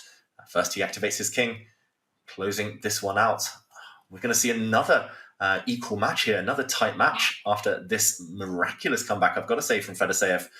Proving that greed was good. He played provocative chess, but ultimately should be rewarded. Well, he didn't just want to make a draw and have to rely on future games. And I just want to note that Fedoseev, he kind of is a miracle worker. How he beat Vidit Gujrathi in the penultimate round of the World Rapid Championship, and Fedoseev ended up as the silver medalist. So he has had bad positions before and still won them. Here in this position, it's hopeless for White. That A pawn, 2 minor pieces for the rook. It's easy for Vladimir at this point. Firouzja looking frustrated on the camera, and Jan Nepomniachtchi has got to be feeling the frustration as well as his game ends in a draw. Jospim holds a difficult endgame with just seconds on the clock. Down a pawn, he does it again, which means that Jan is also still playing catch-up. Meanwhile, Fedoseev, can he get the job done? Can he level it? And he does it as Ali Reza throws in the towel. He resigns. Fedoseev is back in the match. Oh, what a boss move there. He wins the match, gives up his knight to promote his pawn, and then just stands up. He knows that he kind of survived through a really difficult game there and gets an all-important win for Firouzja. Again, that trend continues. He seems to win, lose, same from his Tata Steel tournament. So a bit of frustration, but still in a good spot in the match. I think we will recap that Magnus Carlsen game as well in a moment. But these are the results so far in the quarterfinals of Division 1. We're 2 games. It's halfway through the winners' quarterfinals, and DenLaz, Maxime Vachier-Lagrave remains a level match. Meanwhile, Alireza Firouzja, Vladimir Fedoseev also leveled, but a completely different storyline with 2 decisive games. Fedoseev striking back levels the match. Jose Martinez, he continues his birthday week fun as he's still in the lead against Jan Nepomniachtchi. Magnus Carlsen does a surprising turnaround. We thought that everything was under control for Wesley, so he managed to survive the worst. But then, Magnus suddenly taking the win. Robert, how much of a surprise is that for you? Because I'm shocked right now. It was shocking indeed, because Wesley So, he is great at all time controls, including bullet chess, but sometimes when pressure keeps mounting, it's hard to show resistance forever. So I want to give credit to Magnus Carlsen for finding his chances. I also want to give another shout out to Vladimir Fedoseev, winning on demand against Alireza Firouzja. Sure, Firouzja doesn't always show stability, but beating that guy, ooh, that's difficult. So congrats to Fedoseev, but the job is not done. We still have 2 games to go in these matches.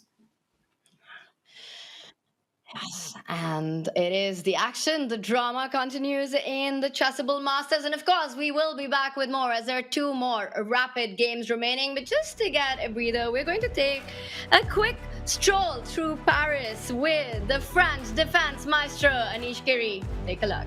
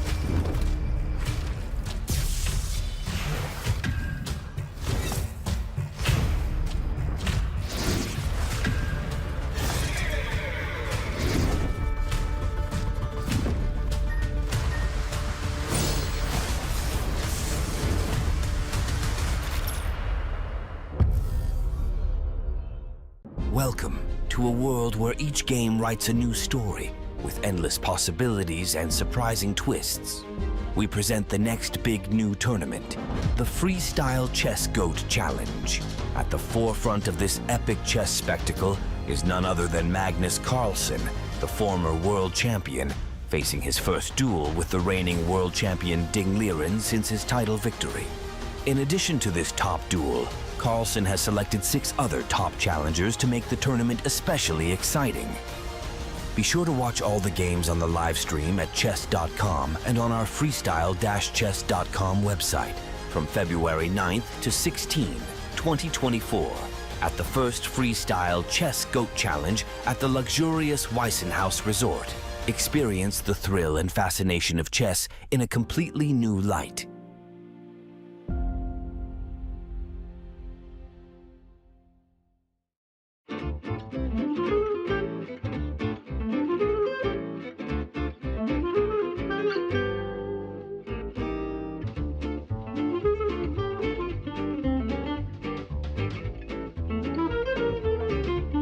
When I saw her for the first time, it was love at first sight. I love how rich and complex she is, how sharp and principled her first steps, how graceful her movement.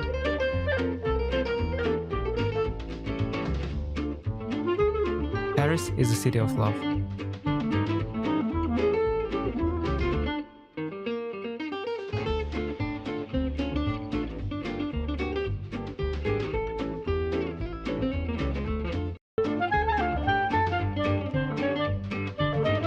I've come to find my love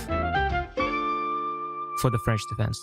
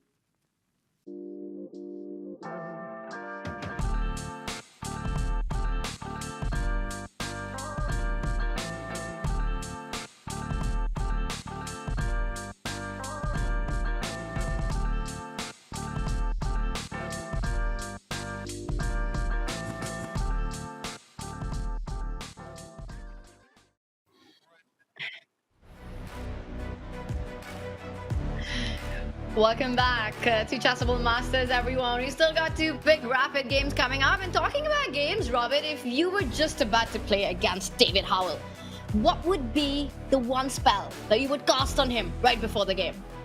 You know, it's a good question, because to steal a line from Nina Simone, I'll put a spell on you. And I think, unlike the natural disasters in the world, well, it's a natural disaster on my chessboard. So I'm going to use Tornado against you, David. I hope that messes you up. Robert, I'm going to throw back a freeze spell on you and hope that gives me a bit of luck in the game.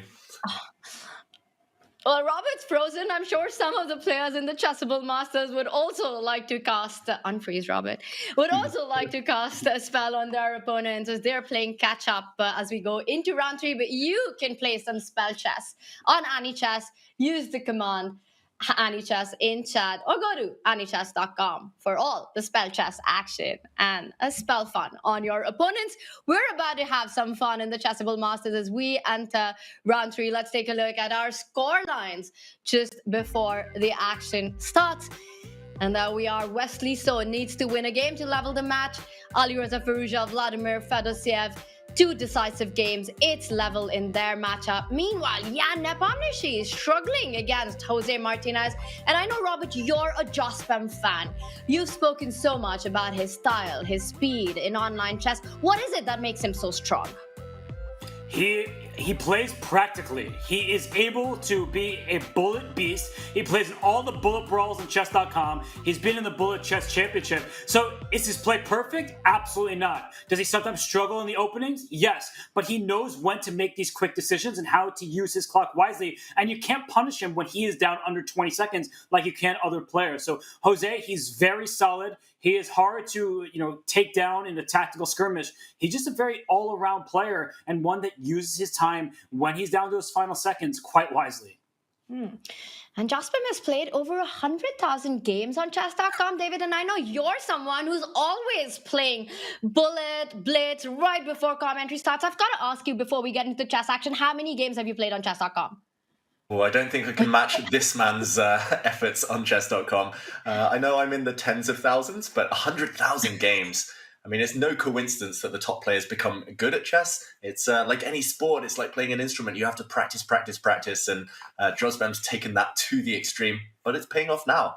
And as Robert said, a practical player. He never seems to get flustered, no matter how badly the opening goes. Even a middle game slip up, he always comes back strong. And now it's up to Nepomniachtchi to come back strong. A point down still with only 2 games to go. He'll have to start taking risks. And that's where Jospem becomes even more dangerous. This is not going the way of the favorite on paper. And I can't wait to see what he tries next to Jan Nepomniachtchi. I also can't wait to see how Wesley So recovers from that heartbreaking defeat on the brink of a draw against Magnus in that previous game. We kind of wrote it off, but nope, something went a bit wrong on the board, on the clock, and Wesley, he needs to strike back, needs to come back stronger.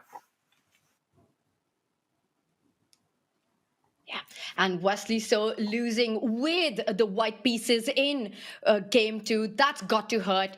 He starts with black. He needs to make sure to keep things under control. If Magnus wins with white in this one, that would be match over for Wesley. So Wesley has to keep things under check. Magnus starts with the king's pawn opening. Are we expecting a Sicilian, Robert?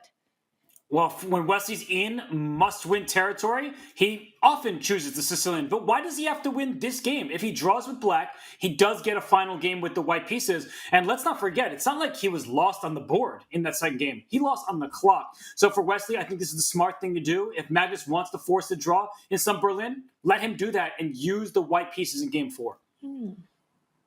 Big indicator, Wesley So's opening choice, the Berlin defense, that he would have been happy with solidity and just a draw with black straight off the bat. Magnus, with his opening choice, playing a pawn to d3, just slow pawn moves here, defending the center, not allowing any quick transitions here, not allowing pieces to fly off the board.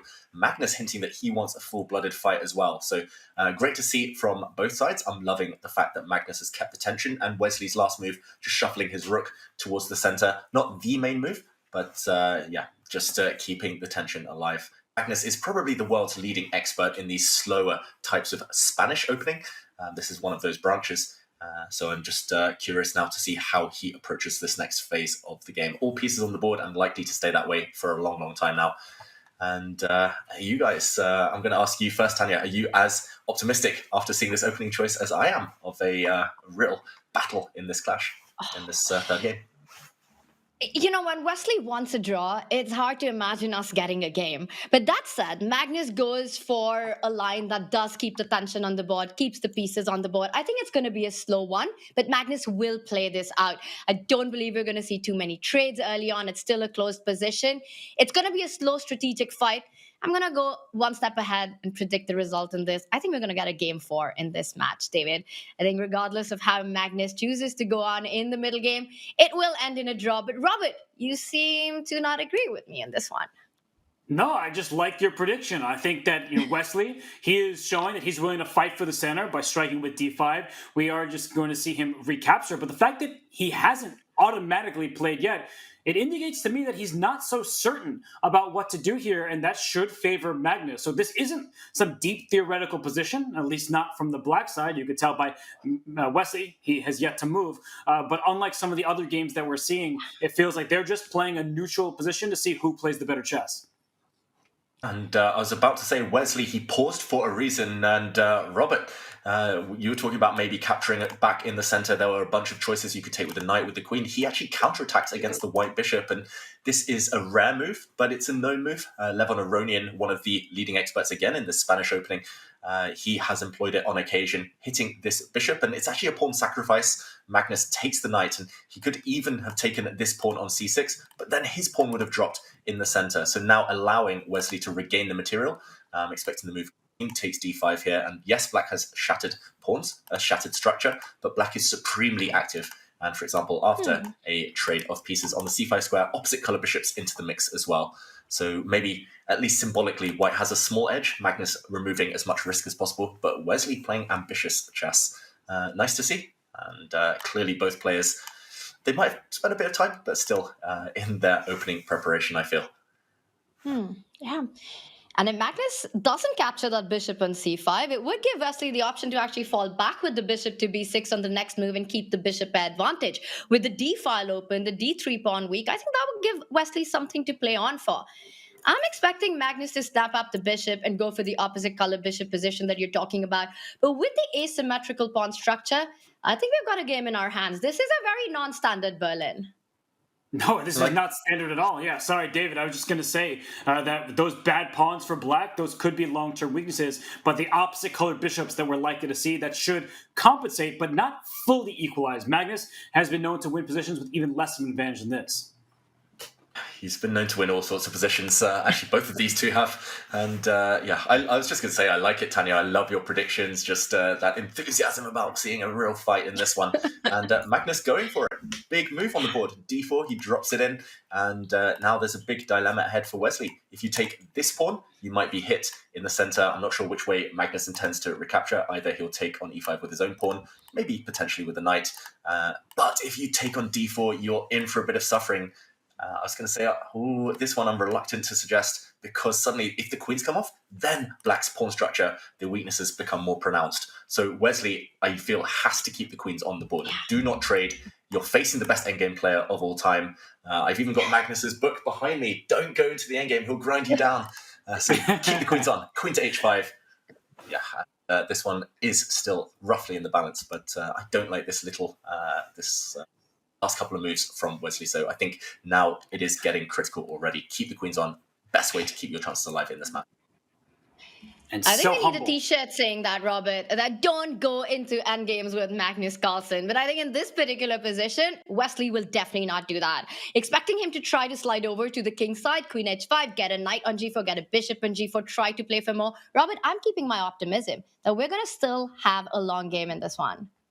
Well, I was first going to say David is very humble because he co-wrote that book. He knows how to grind like a grandmaster himself. And then I'm thinking this is the type of position where the evaluation bar to the side of our board here says, white is maybe ever so slightly better or it's equal. But if Wesley had traded the queens, I think Magnus wins that position the majority of the time.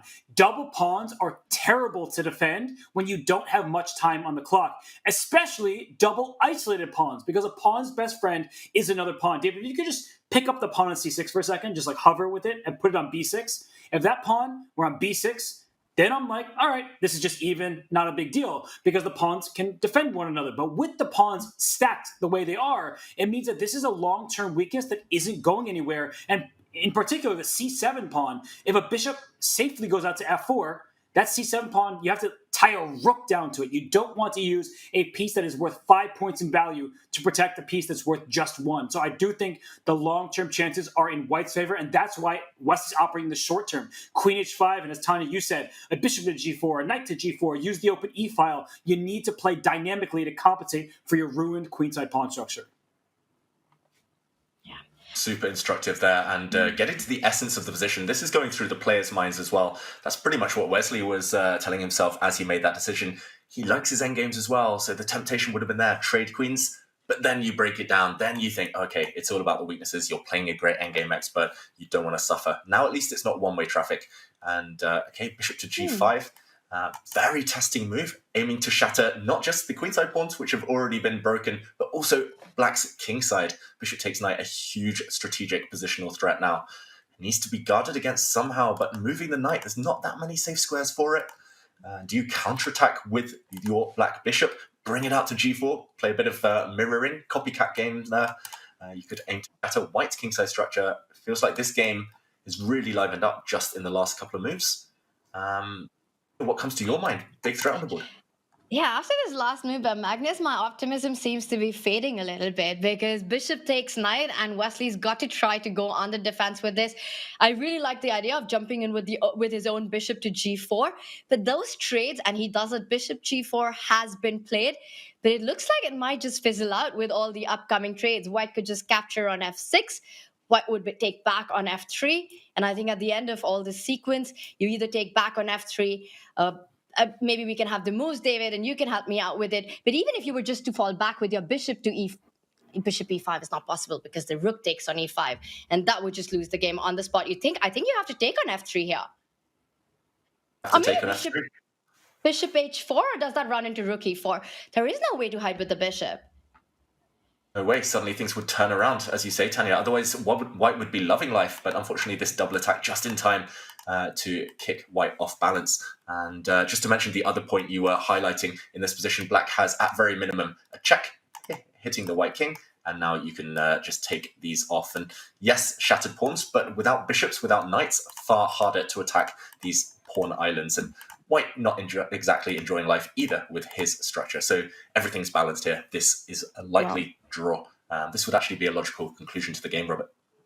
This is exactly what seems to be happening, and if that's the case, then a draw will keep Magnus with a 1-point lead. So I do trust Wesley at this stage, with the queens coming off the board. Maybe Magnus can work his endgame magic, but it does seem very likely a draw will be the result. So why don't we zoom out of this game, look at our other 3 contests, because with 8 players in this double elimination bracket, I think that there is a lot up for grabs as Magnus, he's in charge. But some of the other matches, the favorites, namely Jan Nepomniachtchi and Alireza Firouzja, they have not had a steady first couple games. And I look second from the left right now, Jan Nepomniachtchi with White playing a closed structure. And then I look all the way to the right, Fedoseev against Firouzja. It seems like every time we look at their games, they are just like throwing axes at one another. They are not dodging a fight. I think we should jump over there. Fedoseev against Firouzja, because remember, it is 1-1. It's only been decisive games so far, and there's a big double attack on the board. Black is actually a whole piece up, but this was intentional from Fedoseev. We see a double attack. We see a fork. Which piece has to move? It's obviously the queen here, but where do you move her? How do you get into White's camp? White's king. A bit airy here, and having pushed the pawn to g4, I think Fedoseev will be feeling a bit nervous. Or very logical move, forcing White to regain the material. And White will temporarily be a pawn up, but it looks like Black's ready to chip away at the White kingside structure. Evaluation bar says 0.0. Tanya, what's your vote? Yeah. Whose position would you choose? I would pick Black all day, every day here. I'm loving the activity. The rook can slide into d8. Your idea of h5, opening up the h file, looks extremely scary. I could win a tempo, inserting rook to d8. If you go queen e2, the rook will come to the second rank as well with the tempo. Meanwhile, if the queen leaves the connection with the f3 square, I'm eyeing the move queen f3. I want to pick up your h3 pawn. So some really tempting options for black in this position, and he goes for h5. Really like this, David. You pointed it out. I think that things are getting very tricky for Fedoseev. He's the one who's up a pawn, but he could be down a king if he's not careful. There's one problem for black, otherwise he might already be winning. If he could castle queenside, then the game is pretty much over. It uses your plan of rook to d8, but it also gets your king to safety while connecting your rooks. Maybe you double in the h-file later, but because you cannot legally castle through check, that does not allow Firouzja to get his king fully away from the center of the board. And if you play rook d8, well, your king doesn't want to go to the short side because you're trying to attack on that flank. So king g2, what a response from Fedoseev. He's allowing the h-file to open, rook d8 still available, and bishop takes e4 check becomes another option that wasn't available a turn ago. Now you can play it because the check against the white king, but you may see your own king be in harm's way after a series of trades. So this is a critical moment for Firouzja. If you don't take this pawn on e4 now, maybe white will soon play pawn to f3 and try to keep the extra pawn. So you need to play precise chess from both sides here. It's a messy position, but I would say that I think black has a little bit more to prove right now. I actually want to go back and just mention Tanya's move, rook to d8. Maybe it was slightly more accurate to play it on the previous move, because now this looks so natural, but white has the move queen to f3. If the queens come off, we talked about it in the other game, suddenly it would clearly favor white.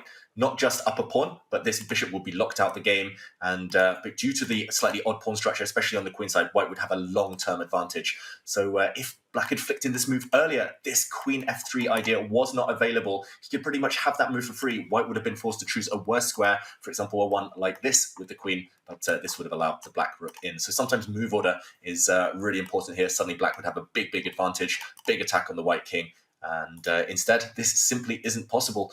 Just to mention the other moves after king to g2, bishop takes e4, as Robert pointed out. This is committal. You win your pawn back, but at the cost of giving up castling rights for good. This check, and the black king sitting on f8. This is a lottery to me. I don't know whose king is weaker, but the players have to work that out as well. So right now, big decision ahead for Firouzja. Feels like Fedoseev maybe mixed up his opening slightly, but Firouzja failing to punish him so far. Still fine for black. Robert thinking more to prove for Firouzja. I'm inclined to agree. Also, pawn takes pawn. White would take that with the queen. If the queens disappear, clearly white is the one in charge. I'm loving the games between these two, I've got to say today. Just really entertaining chess. We've had two decisive games between these two players. Alireza taking the first win, Fedoseev with black pieces striking in the second one, and both complete roller coasters. And this one looks like it's going that way. Even the position that you had on the analysis board, David, with black's king on f8, white's king in the open as well, with the fg and h pawn advanced in front of him. It's anyone's game. And I think a decisive result in this one is very likely as well. Robert, what would be your prediction? Do you think the players are going to try and trade off the pieces along the e-file, or we're going to get a bit of a bloodbath against each other's king? I think that we are going to get that bloodbath. I mean, there is no hiding at this point. And for Firouzja, who is well down on the clock, the last thing he wants to see is a queen trade. So he wants to play pawn takes g4, but he sees that the white queen will just snack on that pawn right back. And white is a pawn ahead. Everything does look relatively solid for him. So Firouzja, you could see that he is not happy to be in this position. He thought that he would have easier forms of compensation, that there'd be a direct path to regaining his pawn deficit. But no, it's not that clear. Taking on e4, it does restore material equality, but the white king will be no safer. The black king will be no safer than the white king with a check along the e-file. I don't think that Firouzja wants to be in this position. And Vladimir Fedoseev, he can make him pay with this lead on the clock. Oh, he spent so much time, pretty much half of his remaining time or more on that one move. Eventually does regain the pawn, and we'll see Fedoseev surely just get rid of that bishop, one of the potential attackers of the white king. And that whole variation we showed with the two kind of airy kings, it's just mutual attacking chances, despite the fact that there are all these trades. In the meantime, key position here, but let's briefly zoom out. I just wanted to do a quick roundup. The other games, still in a quieter kind of mood, the other players. A draw between Vachier-Lagrave and Lazovic. They really are racing towards the Armageddon now. I think that's the most balanced match of the day. Nothing to choose between the two of them so far. The second game from your left, Jan Nepomniachtchi against Martinez. Very, very symmetrical. I will say that Nepomniachtchi may be the slightly happier of the two. He has a better bishop. Carlsen against Wesley, so also racing towards a draw. So this is where the action's happening. Nepomniachtchi against Martinez and Fedoseev against Firouzja. I'm going to vote that we quickly jump into Nepomniachtchi Martinez before coming back to see how Fedoseev and Firouzja deal with the weaknesses of their kings. So let's jump over there and see whether Jan Nepomniachtchi can mount a comeback. My first instinct's correct. What do we think, Robert? Is White slightly better? I say slightly because it's tension-packed. Nepomniachtchi as he aims to launch the comeback. Let's look at that game because we saw another draw between Maxime Vachier-Lagrave and DenLaz. We apologize that we haven't looked at those games because there's been no separation between those two players. Very little room for excitement when your players are playing nearly perfect chess. It's not like you're going to be able to have a tactical finish to the game. So we look at this game on the other hand. Well, if a white knight could get to d5, White is definitely in charge. If a black knight could get to d4, White can actually snap a knight off there. So that knight from c7 is looking to reroute, and White doesn't have easy access to d5. I look at the clock, huge lead for Jan Nepomniachtchi in this position. I do feel like he should be slightly preferred because his bishop on e3 attacks pawns, c5 and h6. The bishop on f8, it's a very defensive piece with no open diagonals to work with. So I would take the open b file, the dark square bishops, but I do like that rerouting of the knight for black. So small pluses for each side leads to a relatively equal position. The speed, Tanya, with which Jospem's playing, he's always down on the clock really early in these games, but somehow at the critical moments, he changes the tempo and suddenly an immediate reaction hitting this loose white knight, which was defended. How impressed are you? He seems to always have a reply up his sleeve, something in store. Super impressive, right? And especially the speed with which he plays when he's down on seconds. And it's not just about the speed, because more important is the precision which he brings on with the speed. He goes for the most direct, most challenging options. It's never about neutralizing the position, trying to simplify it, because this position itself we see is really complicated. It's going to become more of a mess as the game progresses. The black knight eyeing the d4 square now. But I do agree with your initial feeling there, David, that White, with this bishop, the black pawn stuck on c5, on the color of White's bishop, long term, it just feels that White will have that slight edge. Now, White's knight going towards d5. I do like Jan Nepomniachtchi's position here. I think Jospem has a big defensive task ahead of him. Yeah, because if you ever capture a knight on d5, that really helps out White's pawn structure. And I think strategically that would be lost. If you can imagine a black knight going to f just to stop a knight from getting to d5. So you see, here comes the white knight. Black's knight can jump in first. A knight on d4 and a knight on d5, they don't actually threaten anything. That's the good news. So for both of these players, they're jockeying for important squares, but I just don't see where the knockout blow is, and that's why I'm looking at the clock. I do like Jan Nepomniachtchi's lead on time. I think that for Jospem, there aren't, and that's Jose, for everyone who doesn't know his online username, that for Jose Martinez, it's not like he has a forced series of trades that liquidate the board and allows him to inch closer to the draw. There's a lot of life left in this position because you could see the makings of an attack, and wow, what a move that was. Knight, instead of going to d4, goes to f4. Do not fall for it. Don't take this knight on f4, because if e takes f4, David, the queen on c3 is under attack, as is the knight on e3. Tactics galore. Suddenly, out of the blue, we're talking about a slow maneuvering game, not many variations to show, but this would be disastrous for White immediately. So do not touch this knight. If we go back to the game, knight to f4, this was reacted to with a retreat, a really sad move from Nepomniachtchi, but an important necessary evil to block out this black queen. The black queen, if she could have done it, would have slid nearer the white king. And look how both players, such practical players, you can tell how experienced they are in blitz chess, tucking their kings away safely to bed, just saying, okay, these kings are safe. They feel safer than Wesley so with his blanket right now.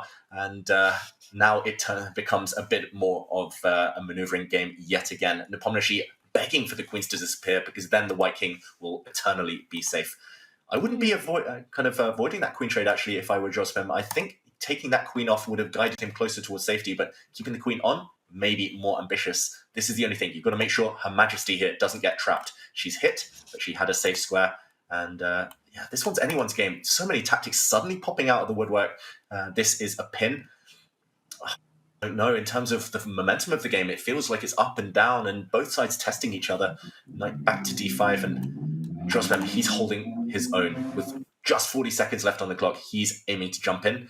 Really symmetrical, really balanced chances, but it feels like at some point someone is going to kind of press that chaos button, and I'm not sure whether this symmetry is going to last for too much longer.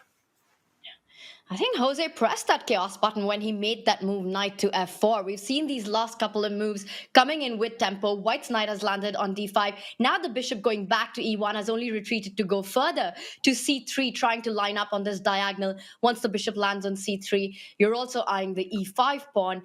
Meanwhile, Jose's queen drops back. He's touching the 30-second mark. Eventually, Black's knight has to land on d4. Robert, are we expecting knight d4? He goes h5 instead. He's trying to fix the problem piece. That dark square bishop, it's staring into its own pawns. Bad bishops defend good pawns, but you want to create a good bishop. So h6 to the c1 diagonal, that's some open lines. But I do like how this game has been going for Jan Nepomniachtchi. He's been kicking Black's forces back. Now that the queens are off, there's no active play. And Jose, he is a fantastic resourceful defender, but he likes activity. Now he is saddled with defense, the c5 pawn, the e5 pawn. And if the knight from e6 ever moves, watch out for knight c7 to hit your lonely a6 pawn. It is slightly better for white, but for now, Jose has everything under control. Rerouting his bishop there. 16 seconds on the clock. The big question is whether he kind of can hold his nerve. History says that yes, he can, Josbem here, but the black bishop, I think he's just going to do what you said, Robert. He's just going to sit on a defensive square, and he's going to hope that he can build what we call a fortress. Just no entry points for white. Sooner or later, white will need to open up a second front. He's trying to get in with his bishop now. That is quickly, swiftly shut down. White will need to open the king side, whether that's with a move like pawn to h4, maybe pawn to g3 now that Josbem has kind of blocked the dart squares. He'll need to open a second front of attack. It's like an army. You're not getting anywhere on one side. Your opponent's blocking you, fighting you off. You have to open, kind of switch their attentions to the other flank of the board. There's going to be a lot of grinding in this endgame as the knights are jumping around, but the pieces are also jumping around on our other board. We're going to pull up our bird's eye view of the remaining two games. Meanwhile, an update that Magnus Wesley ended in a draw. Maxim DenLaz ended in a draw as well. But look at that. On the right, Ali Reza versus Fedoseev. The queens are on the board, the rooks are on the board, a queen trade offered, and we go into a rook pawn endgame. Is this going to fizzle out into a draw? It looks like it. I mean, look at the pieces that remain. Black is 2 pawns ahead on the right-hand side of our screen. Now make it 1. But look at the b7 pawn in the rook side. The second rook on e2 will jump forward. And while Firouzja is giving up his queen side to go for the king side, I think this was a sensible decision. And Fedoseev will likely just defend his pawn. So I'm looking from left to right. The evaluation bar is more or less in the center in both these games, but they couldn't be more different. We have a minor piece endgame on the left and rook endgame on the right. David, you're like to grind like a grandmaster. Which endgame do you prefer? I think the one on the right, I've got to say, I love this camera angle. We see all the action, all the moves. I think Fedoseev against Firouzja is going to fizzle out. Rook endgames do have this drawish tendency. White's rooks are active enough, and Firouzja, even if he wins the pawn in front of the white king, I don't think that's going to get him anywhere. That one, destined for a draw. The other one, blocked, maneuvering, slow. Still, we call it an endgame, but it's going to go on for a lot longer. I still like Nepomniachtchi's chances, I've got to say. I think he's the one trying to make the magic happen. Ultimately, it's all about the clock as well. 5 seconds for Jose Martinez. He hold his nerve. I think both should be draws with best play, but commentator's curse. I don't want to predict too early. Still a lot of life left. It's been amazing to see Jospim and his control on his nerves, as you say, David. He's got nerves of steel. We see the c5 pawn under attack with just 4 seconds. The knight has to jump to defend it. But the kind of positions he saved and turned around with just seconds on the clock has been so impressive in this event so far. My question to you right now is, can White actually double down on that c5 pawn? He does it, because the black knight on c6 is tied down to defend the e5 pawn. And now we are seeing the pawn structure change. In the structure change, this game has just ended in a draw between Fedoseev and Firouzja, just showing you the final stages there. So let's jump back to that game. It was blocked, but no longer. The whole queenside disappeared, Tanya. The black pawns dropped for the white pawns, and suddenly the black king active. I see no reason at all, barring a miracle here from Nepomniachtchi or Jospem, to sweat. Unless there's a miracle checkmate in the middle of the board, which it doesn't look like there is. He's walking, living life on the edge here. That's what I was looking at, David, though. Like, the black king only has f6 right now is that the only square available to it. So if you could give one check in a funny way, that Black King could have been made in the center, but of course, you don't have enough pieces remaining for White. Such a yo-yo position with the checks because Black's king needs to stay connected to the e4 pawn. White needs an extra piece to deliver checkmate, doesn't have it. I think we're going to see a repetition here. You see the draw. Both players lean back. Nepomniachtchi smiling despite his deficit. Jose Martinez shaking his head. He knows that he lived life on the edge yet again. 3 games in a row, he's been living on the increment, on the added time. I don't know how much longer that can go on. He does have White, however, in the 4th and final game of kind of the regular time here. And I don't know who looks the happier. Jan Nepomniachtchi just always with his eyebrows raised these days. Nepomniachtchi cannot be a happy man right now. He is trailing Jose Martinez, who has a 1-point lead. Jan Nepomniachtchi has to win on demand. A must-win game 4 coming up in that matchup as we see the scoreline 2-1. Chessable needs only a draw to advance in the winner's bracket. Meanwhile, Alireza Firouzja, Vladimir Fedoseev with their first draw of the day in Game 3. But it was a wild ride. Wesley saw Magnus Carlsen. Wesley has to strike back in the final rapid game. Meanwhile, DenLaz, he is unbreakable with 3 draws against Maxime Vachier-Lagrave. What was the standout moment for you in this one, David? Oof, in this round, I've got to say it was probably those endgames, especially that game between Firouzja and Fedoseev. There were fireworks at the beginning, but ultimately both players just upping their game, just kind of pulling the brakes and going into solid mode towards the end. It was tough to call, though. It felt like this was just the players finding their balance, kind of saving energy for the 4th and final game, where some players now in must-win situations and really needing to just go all in, throw everything at the opponent. Robert, what are the chances of us getting an Armageddon? Extremely high. Have you seen the match between DenLaz and Maxime Vachier-Lagrave? The answer is no, because they keep drawing. And DenLaz has shown that his rating may be 25-50, 25-60, but the way he's performed on the biggest stages, the World Rapid, the World Blitz, the CCT Finals, he is well above 26-50 level in the quicker time controls. So we see Magnus on camera. We don't see Wesley. So for a second game in a row, Wesley is nowhere to be found when the games are beginning. Back in just a few seconds. This is the final game 4. Wesley has to win. The good news for Wesley and Wesley fans is that he starts with the white pieces. And I want opening predictions. David, what's Wesley going to start with in this must-win game? I don't know what he's going to start with, but I'll say he will not start with 1b3. We saw that too much in Toronto in the Tour Finals last year, back in December. I think he's going to start with d4 again. He faced the King's Indian last time. The King's Indian allows the opponent chances. But I'm wrong. Go to e4 instead. And what will Wesley do next? Okay, what do you think we'll see from here? Could still be Italian, Spanish. He's still got options. If he goes bishop to b5, we're seeing a Berlin, is my prediction. And we've got an Italian. We've got a game on our hands, Robert. We do, and oftentimes in these Italian quiet openings, you can just maneuver for a while, but Magnus Carlsen, he's really good at maneuvering. He doesn't mind exiting theoretical waters as quickly as possible, but I do like this choice right here, bishop to g5, because black often is encouraged to push the g-pawn up 2 squares, and we saw in some very important games in the Tata Steel Classical Tournament, it can get scary for black if you have to extend your kingside pawns too far. Castling becomes more difficult. Magnus instead drops his bishop back. Black has actually lost a move. This black bishop came out to c5 and then dropped back just a couple of moves later to e7. So that's the justification. As Robert says, it's always scary. You never want to touch a pawn, especially if you plan to castle kingside, especially if you only need a draw. So Magnus now, I've got to say as well, his trademark move, he never allows his opponent to gain space on the flanks. a4, he meets just every single time with a5. No matter kind of for better or worse, he will always block on the flanks. And Magnus, as if he's hearing me, smiles there. Sorry, Magnus, giving away your secrets. But yeah, this one, I'm expecting actually Wesley to do a few funky things. Maybe he'll drop his bishop back in the near future. Often White actually delays castling, delays what we would normally associate with the slower Italian games. There we go. He attacks the pawn. And yeah, it's just about whether he comes forward with his knight now. He comes to d2 instead.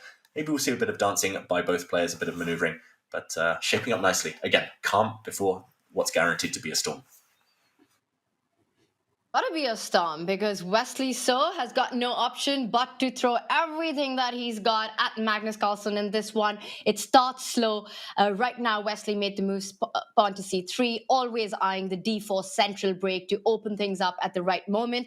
Very often, Robert, in these positions, Black wants to try to trade off the light squared bishop. Is bishop e6 a move on Magnus's radar here?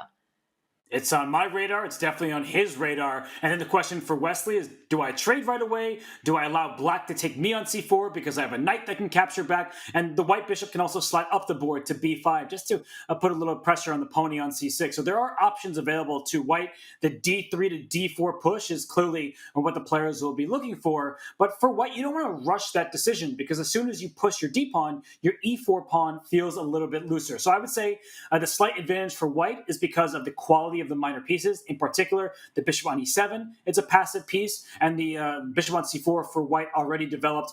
The black knight's completely restricted, especially the knight on c6. So I would say that those are the small little pluses here, but it's not much. And Magnus, he's very solid, and he has a lot of experience from the black side of these setups. And I want to mention, we saw a featured chat appear briefly saying only Wesley would play the Italian in a must-win situation, must-win game. And that might have been true 5 years ago, 10 years ago. But nowadays, all the top grandmasters play the Italian if they want to win, because this is one of the only openings you guarantee pretty much all the pieces on the board, past move 15, past move 20. So it's just about building that tension. It's psychological. You have so many options at your disposal. Magnus chooses to drop his knight back.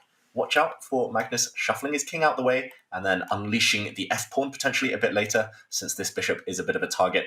But the players, they're allowed to stamp their creativity. I used to play the Italian when I was a child. Used to get criticized for it by everyone, my coaches, fellow players. They were like, do you not understand chess? It's so boring.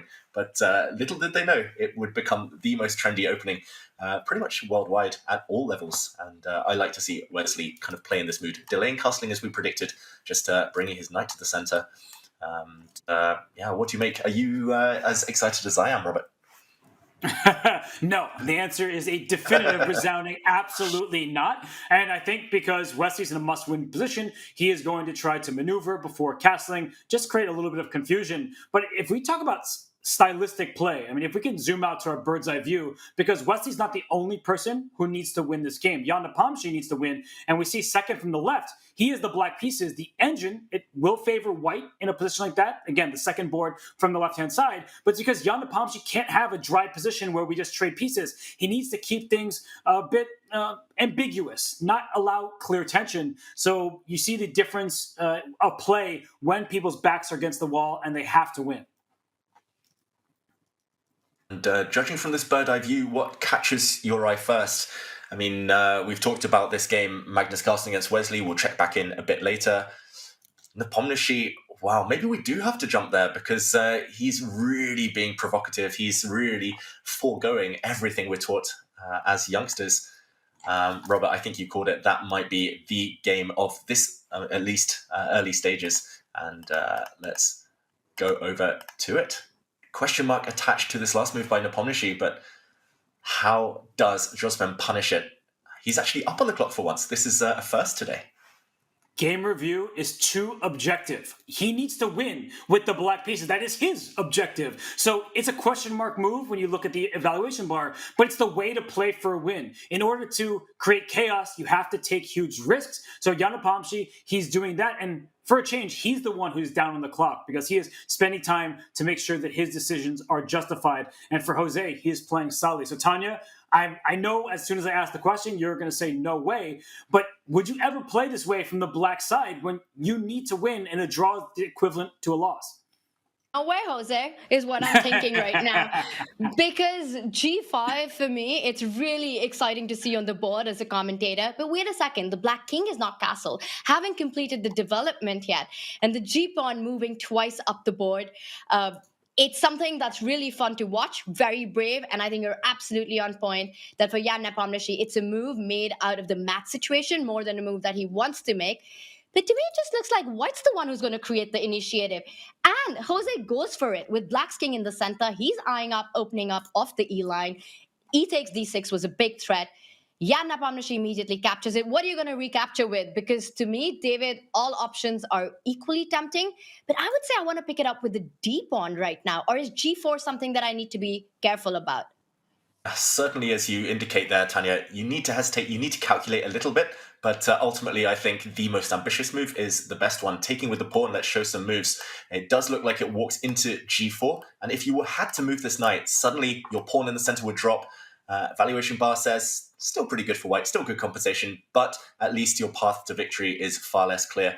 Luckily, you don't have to move pieces that are attacked. You can counterattack, and pawn to e6 would simply be devastating for black. It's a battering ram, this pawn, hitting the knight, hitting this pawn, and if black has the temerity to take on f3, then I'm not even sure what you do next. But for example, just to highlight one checkmating pattern now, you give a check, kick the king back, and bishop to g6, you're going to make the kiss of death on f7 in the near future. This would be disastrous, but also the logical conclusion of this variation we're showing. If we go back to the game position, he's still hesitating. No, he has just taken this pawn, and pawn to e6 is a killer threat, a winning threat. If black tries to block, one final comment here, suddenly you open up a new hole for the white knight to jump into. This would be a check, a double attack, a fork, pretty much game over, at least at this level. So Nepomniachtchi living life on the edge. He needs to, and he's tried something a bit special here. He actually took on f3. Wow. Giving up the bishop pair, counterintuitive, but he's hoping that once the white knight takes, now he'll play e6, and there's nothing, no knight, no horsey pony that can jump into d6, yet at least. So still, I'm going to say ugly for black, but he's alive, and that's all Nepomniachtchi needs to do for now to keep his chances alive in this match. Me, Robert, it looks like he's barely alive. He's given up such a strong bishop on b7, the light squared bishop. White's got the bishop pair. White's fully developed. That bishop from d3 can actually land on b5. I'm pinning your knight on d7. I want to go rook d1 next and win the game on the spot. g6, g5 was, they say brave and, well, super risky is two sides of the same coin. For me, g5 just turned out to be just a super risky. You're correct. This g5 idea, it was clear what his intentions were. He needed to play for a win, so he decided to strike early, but his king is in the center. White's king is tucked away, and look at this, bishop b5. Black has to castle queenside. If you don't castle queenside, the game is just over, as white will pile up pressure on the pinned knight on d7 very quickly. So castling queenside, when you've already ridded yourself of the fianchetto light square bishop. Oof, too many holes to speak of. The white queen can jump into e4. The only thing, and I really mean the only thing that black has, quote unquote, going for him is that the e5 pawn is tender. And so if you can't defend that pawn adequately, maybe black steals it. But even if black were to win that pawn, I would still like white's chances because the black king will never, ever be safe. This looks bad. It is bad, but Jan had to do something. I'm just surprised he hesitated so long before castling queenside. That was, as you say, Robert, the only move, the only way to justify what he'd previously done. And okay, Jospin there, Jose did look up, did shake his head. Maybe he just forgot that that was a legal move. It's easy to forget in chess, especially on such a weak flank and vulnerable squares all around, especially on the light squares. But now he does need to kind of deliver checkmate or somehow keep an attack going because, as you mentioned as well, this pawn is going to drop. If black gets one or two more moves, if black gets knight to e7, maybe knight to g6, and just takes this pawn, everything's possible. Anything's possible if white doesn't deliver checkmate. So yes, it's a bad position for black. Yes, we see the evaluation bar, but at least now he's kind of narrowed the path. He said, yes, the stakes are high. Checkmate me. If you do, you deserve to win this match and progress in the winner's bracket. If not, I'll win your pawn, and I'm back in it. So interesting strategy, mind games here from Nepomniachtchi. And it's a really fascinating position, right? Because we're talking about white needing to find a way to actually win as quickly. But I was just about to point out that can white play a slow move like a4? Because there's this really fun line that can happen. If black was to go g4, e5 pawn is the big weakness in the position, and he doesn't. And David, I just wanted to highlight that it could be because of the move queen to e4. And I don't know if the tactics work out, but the eval bar doesn't move, so it seems like it does. And the point is, after f3, and I'm going to ask you to help me, do I give a check on a8 or do I go further with a sacrifice? Rook takes knight is so tempting, and I think it does work because after rook d7, queen to a8, you give a check now, only move queen b8. I pick up the rook on d7, and this should be game over. Should be game over. Of course, it never dies. It always continues. But yeah, the Black King now has to defend its queen. And here I'm assuming that there are going to be checkmating patterns. If you just move the bishop out of the way, you could probably even throw it away. And then with a check, bring the rook into the center. This looks over.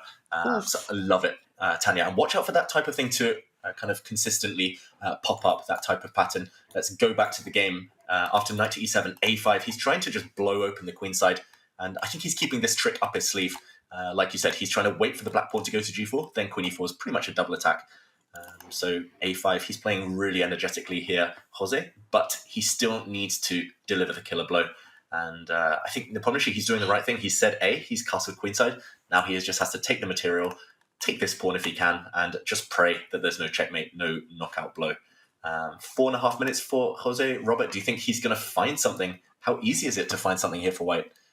Not easy at all. I mean, you just said Jan said A, then he says BA. I will take your pawn. Thank you so much for it. And that also frees the B6 square up for a black knight if you need help defending. The knight on E7 may jump into the D5 square as well. So I actually believe that this position, it's hard to prove for white.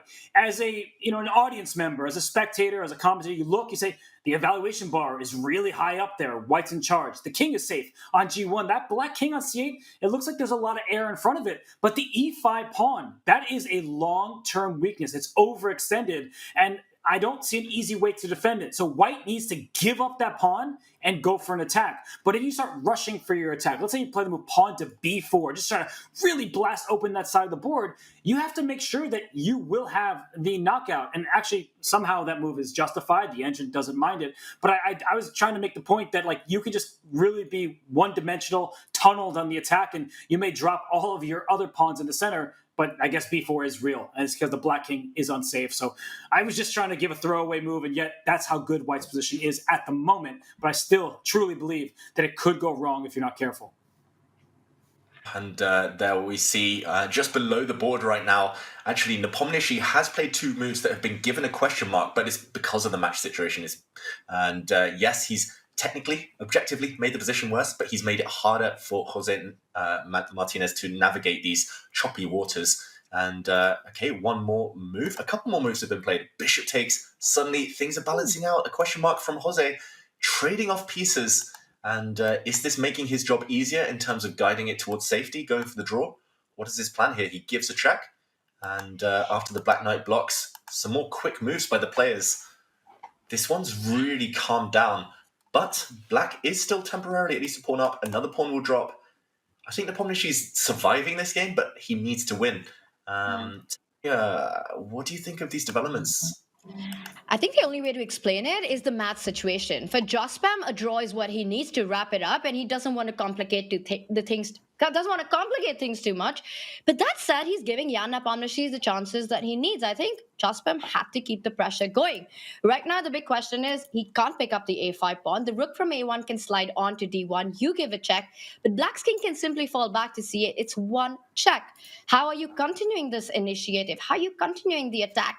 The one idea I want to point out before I pass the ball to you, Robert, to break it down further is that white's queen can actually also think about infiltrating from the other side of the board.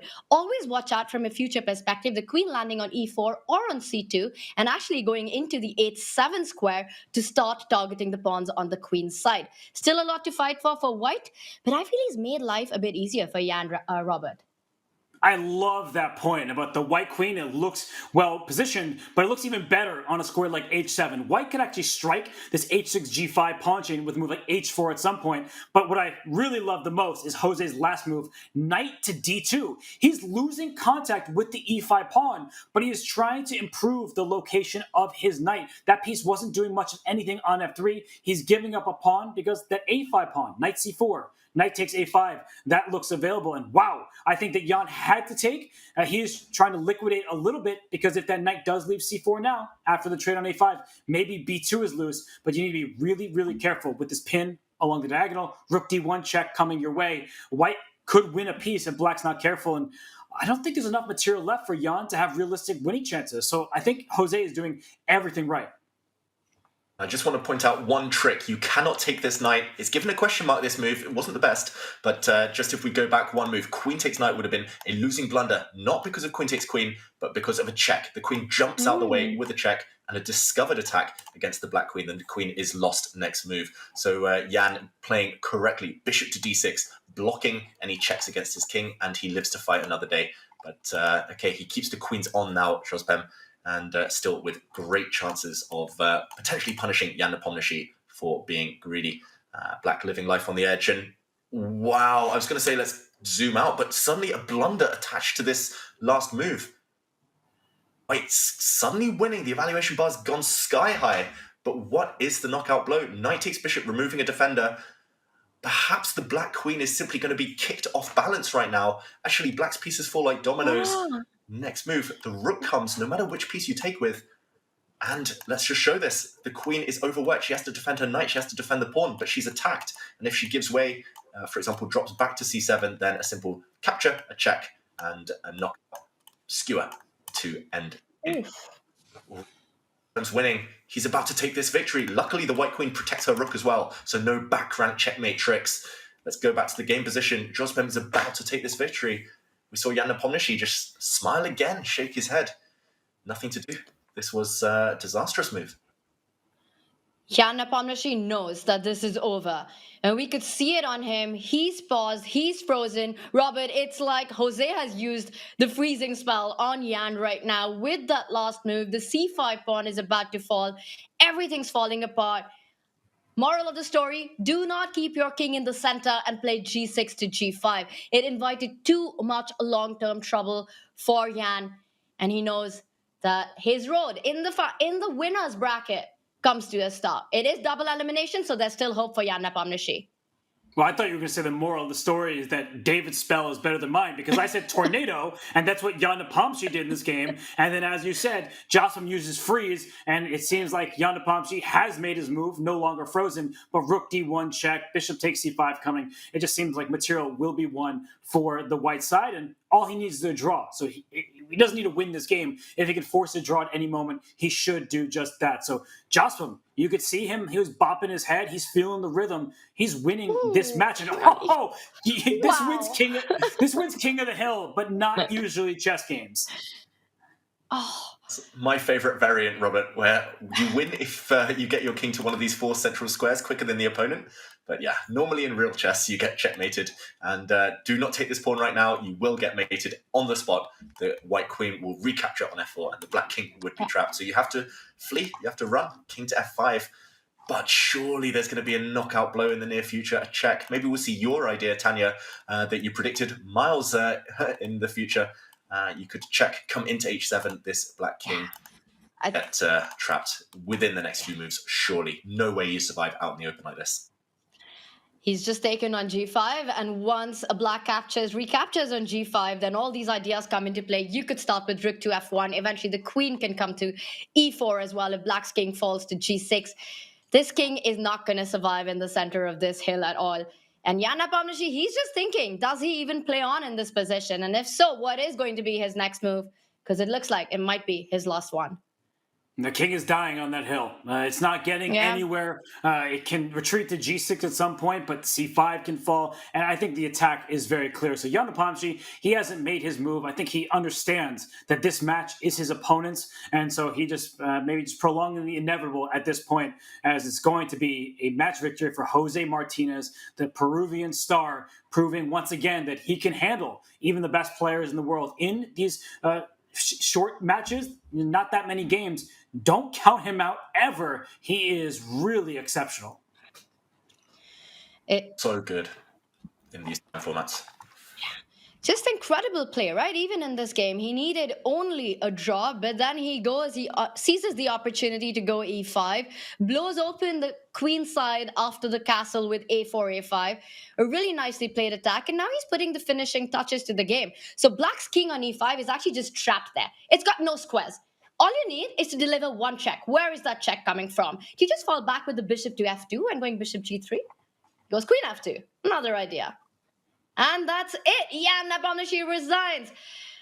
Jose Martinez is on a roll. He gets the job done in the winners' quarterfinals.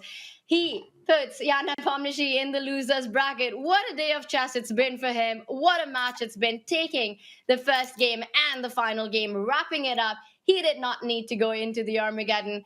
Fantastic play, and he stays in the winners' bracket. In the meantime, though, we do have other games ongoing. Let's jump over to see, okay, it's just finished. The other man in the must-win situation was Wesley So, but ultimately wasn't successful. A draw just agreed by repetition. Magnus Carlsen progressing in that one. So Wesley tried 57 moves, but it wasn't enough. Magnus shutting the door on any potential comeback. So we have two players progressing, Lazovic against Vachier-Lagrave on the far left. We haven't covered much, but we will get to cover due to their Armageddon incoming. And that leaves Firouzja against Fedoseev. And we know all about those two fighters. Evaluation bar on white side in the remaining game, but looks like a mess, looks complicated. A quick count shows, though, Robert, that white is a pawn up. How easy do you think this is to convert for Firouzja? Not easy at all, and I couldn't even count the material. I thought for a second someone was an exchange up, but that's because there's a white rook on a6, like it's out in the wilderness, but it's also keeping black's pieces at bay. The g5 pawn sticks out. White's knights, they're both towards the rim, but they're putting immediate pressure on the c5 pawn, which cannot be captured right away because the rook on e1 is loose. So there are a lot of tactics, and handing black a pass pawn, that would seem scary to me, but it looks like Firouzja, he has everything under control. The engine agrees with his choice.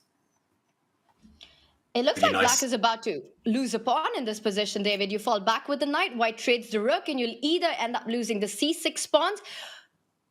Saying that, is knight c3 the idea behind this move? Is Fedoseev going to go in with that knight further on the board? I think you called it, Tanya. You have to just be ambitious here. You cannot retreat. As soon as you start retreating, things will not go your way. You lose momentum. So jumping in with the knight, hoping to kind of recapture on c3 and create this monstrous pass pawn. I was going to say really nice simplification here by Firouzja, making the equation easier to work out, but suddenly knight c5, that was flashy. The white rook on e1 was undefended, so there was a trade, and he gets back with his knight. But is flashy necessarily good? This pawn will be blocked by white's knight on the d2 square. So black's big ace up his sleeve is the d pawn. Suddenly it's not so clear. The black rook might come in. Watch out for the white king. No defenders around it. And the evaluation bar's sliding. Wow, could we see a turnaround? White's 2 pawns up, but black's pieces are so active. Yeah, I think you could push this pawn to d3 to force the white knight back, and now rook e8, because rook e2 is a tempo shot. Oh, rook b8, similar idea, but the engine doesn't seem to love it, so it's given a question mark. Maybe it's because, the knight drops back, it's blocking the file and protecting the other knight. Now it's a tempo too slow. So I think, David, that was a missed opportunity from Fedoseev, and now look at Firouzja. He has everything under control. Breaking through, he's going to win this g-pawn, and from the g5 square, white's rook does a sterling job of defending its own pawn on g2. Now white is 3 whole pawns to the good, and this pawn is held under lock and key. Black's d-pawn, so close to touchdown, but not close enough. The white knights do a great job of defending each other and blockading. Knights are the best blockaders, and now it's loose as well. It's all gone wrong for Fedoseev. After we joined it, he had such good compensation. Firouzja, though, fantastic technique, and it feels like he's just putting the finishing touches on now. The white pawns will start marching. As long as you don't get checkmated, you're winning this game. Pawn to c5, 7 seconds against 22. How big a factor do we think is the clock? That's his only hope. For Fedoseev, he has to try to keep the pressure on, try to find tricks with the knight and the rook combined. Alireza Firouzja marches up with his own king, delivering a check. The c-pawn can move forward now, also defending the rook. He falls back, allowing a pawn capture on g2, coming in with a check. So some counterplay going on here. The rook can go to e5 now. There are all kinds of checks happening on the board. This might not be over yet. And no, look at the evaluation bar. It's now even because that white king, it's hiding behind enemy lines. It might get checkmated behind enemy lines. So watch out for knight e6 check, knight h5 check. I think right now you can continue maneuvering this knight around, but white is 2 pawns ahead. So if there is no checkmate, you need to be careful. So I guess Fedoseev just stealing pawns in the process. David, do you actually think that black could be the side for choice? Definitely. And look how focused Fedoseev is right now. He senses an opportunity. The white king just marched too far in. Again, king of the hill. Active kings, you've got to be really careful about. And suddenly, black's promoting this pawn. Black is pushing. You have to be really careful. White's going for checkmate suddenly. Who's winning this race? It's a pure race. White, can he give a petrol check? If not, black promotes and wins. Rook to d7's a blunder. Black deflects the rook and wins. A new queen's going to appear. Oh my gosh. What a find by Fedoseev. And he wins. The game is over. Fedoseev takes it. What a defensive find by him. What a miss by Alireza Firouzja. Rook to f7, the big resource, the big move by the big fish. And that gets him back in the match as he wins his 4th game, leveling the score. Alireza Firouzja so close. This is a heartbreaking moment for Alireza. And he's got to fight it out now in the Armageddon. Alireza Firouzja actually goes down to the loser's bracket. What a game that was. Just letting it slip from the brink of victory there. 3 pawns to the good. Fedoseev, what a comeback. And we also see the other results there, Tanya.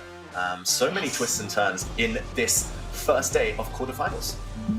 Yeah, we You're saw right, Robert. Sorry, Robert, just wanted to correct myself that Alireza Firouzja actually from winning the match now loses and goes down to the loser's bracket as you pointed out, but we do have one Armageddon coming up.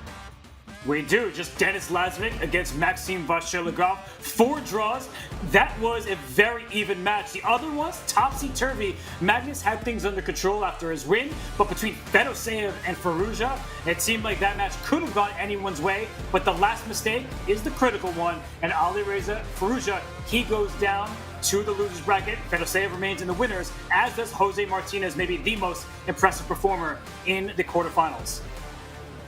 And I just wanted to highlight that moment and do a bit of a deep dive into where it all went wrong for Alireza Firouzja. He'd already let the advantage slip. He had a 3-pawn advantage, but now the white king simply getting chased to its doom.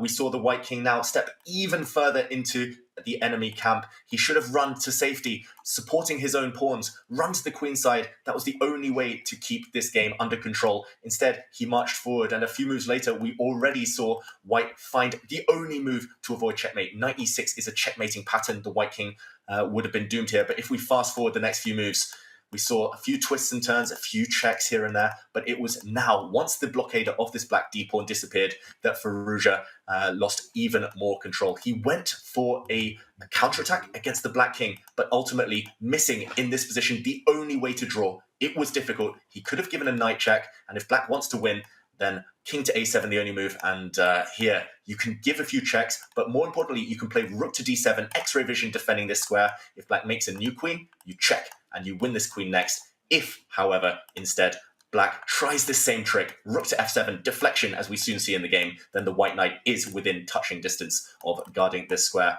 Actually, maybe first, a bit of a finesse here. Maybe you need to actually just move the white king out the way. The rook's still protected. Instead, he missed this. Very difficult under time pressure, under duress. Rook to d7 instead, and beautiful. Double exclamation mark.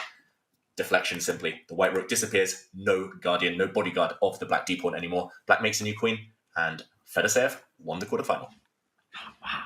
So sharp by Fedoseev right there. And Alireza Firouzja, he took the lead in the match, but it's Fedoseev who advances in the winner's bracket. We've got a big Armageddon coming up between Maxime Vachier-Lagrave and Denis Lazovic as the players fight to get to the top of the Chessable Masters. But don't go anywhere in the break, because during the break, for all of you, we've got a special video coming up with Christoph Selecki's impressive rise to the top. Don't go anywhere.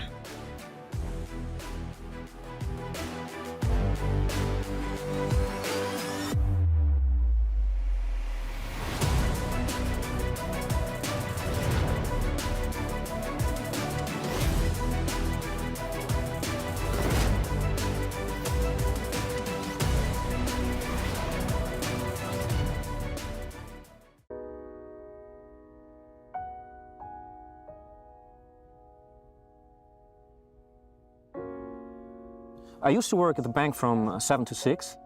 I was a stock market analyst. I always had an interest in this, working under time pressure. And at that time, I had a friend. It was Christoph Sielecki, who was also working at the bank. During our lunch times, we often walked through the park and played chess as well. I thought one time, well, Christoph, you're so good in explaining all this stuff. Why don't you just record it? You know, make a video or something, and maybe other people can listen to it as well. Yeah, and it all started from there. At the time, I found YouTube, which was pretty new in 2011. And I uploaded my first video on my Chess Explained channel. And it was funny because I sent Michael the video links so that he could watch and give me feedback. But all of a sudden, dozens of people watched. Later on, when the channel was larger, I got plenty of people contacting me about lessons, and then I started teaching. Yeah, so the channel was really kind of the beginning of thinking about chess as a career. And I quickly had a full schedule, like basically teaching 30 hours a week. Chess is such a beautiful and kind of multifaceted game. You find something new every day. In chess openings in particular, which is my forte, I'm thrilled to find new ideas, present them to the audience, and help them to play a better and entertaining chess. Totally fascinating if you talk with Christoph about chess in general, but also especially openings. He's like a machine, a fountain of knowledge. I was always fascinated by the opening phase of the game because I think due to this fixed starting position, you have something it's very explorable. You have a very constant thing that you can look at. Yeah, I think my total highlight of my career with chess and with Chessable, that happened in 2020 when pretty much out of the blue I got this offer to work together with Peter Heine Nielsen, Magnus Carlsen's chief trainer, and second to write a course about Magnus called the Magnus Touch, about Magnus' great ability in end games, in middle games, planning like all his best games and ideas. And I wrote that together with Peter Heine. It was a great experience. We were on plenty of Zoom calls. That was in the height of the pandemic. It's pretty wild. At the end, Magnus recorded the whole thing based on my script, which was fascinating. A real great experience to get in touch with like the highest level of chess, which was completely unimaginable before. I never thought that something like that could happen. Yeah, it's just a wild journey in a way. Uploading a video in July 2011, and from going there to cooperation with Camp Magnus, and then finally last year in 2022 I won this Author of the Year for Chessable after having successful courses in the past couple of years. It was just like impossible to imagine when I just started doing like a single video for my friend basically, and then at the end this whole thing transpired. It's really unbelievable.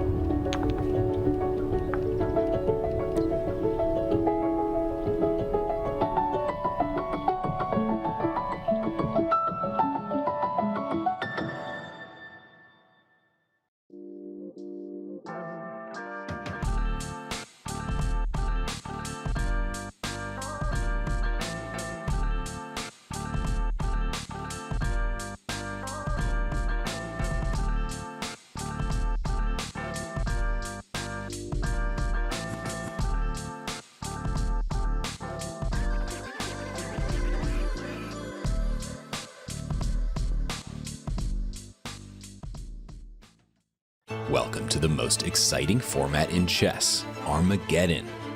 The ultimate tiebreaker. Armageddon grants White more time on the clock, but in return, White must win.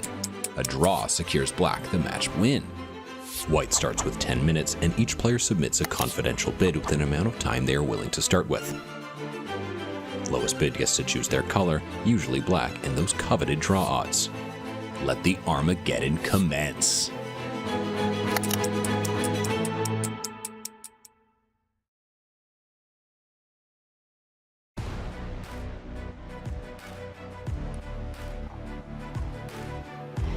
It's the most destructive format in chess and is aptly called the Armageddon, and the bids are in by the players. And look at that, DenLaz outbids, outsmarts Maxime Vachier-Lagrave by 3 seconds. DenLaz wins the Armageddon bid 6 minutes to 40 seconds. Maxime Vachier-Lagrave bid 6 minutes to 43 seconds.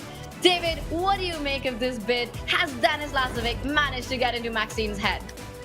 Does certainly look that way. First off, we should mention it's a different format. Last season they had 15 minutes base time. This year it's going to be even faster, but it definitely feels like Dennis, full of confidence, having avoided defeat in regular time today. Those 4 games, he was never really in trouble. He's backing himself here to draw with black. Who cares if it's a few extra minutes for the opponent? And I love that attitude. As you say, Tanya, it feels like pressure's definitely on Vachier-Lagrave now, needing to win with white, needing to find something a bit different from the games earlier today. And Robert, it's a similar storyline to the Champions Chess Finals in Toronto. In the round-robin stages, where DenLaz, Maxime Vachier-Lagrave playing against each other, 2 draws, and finally Dennis took the win in the Armageddon. There, he had the white pieces. Is this something that's going on in the players' minds right now? What happened just 2 months ago?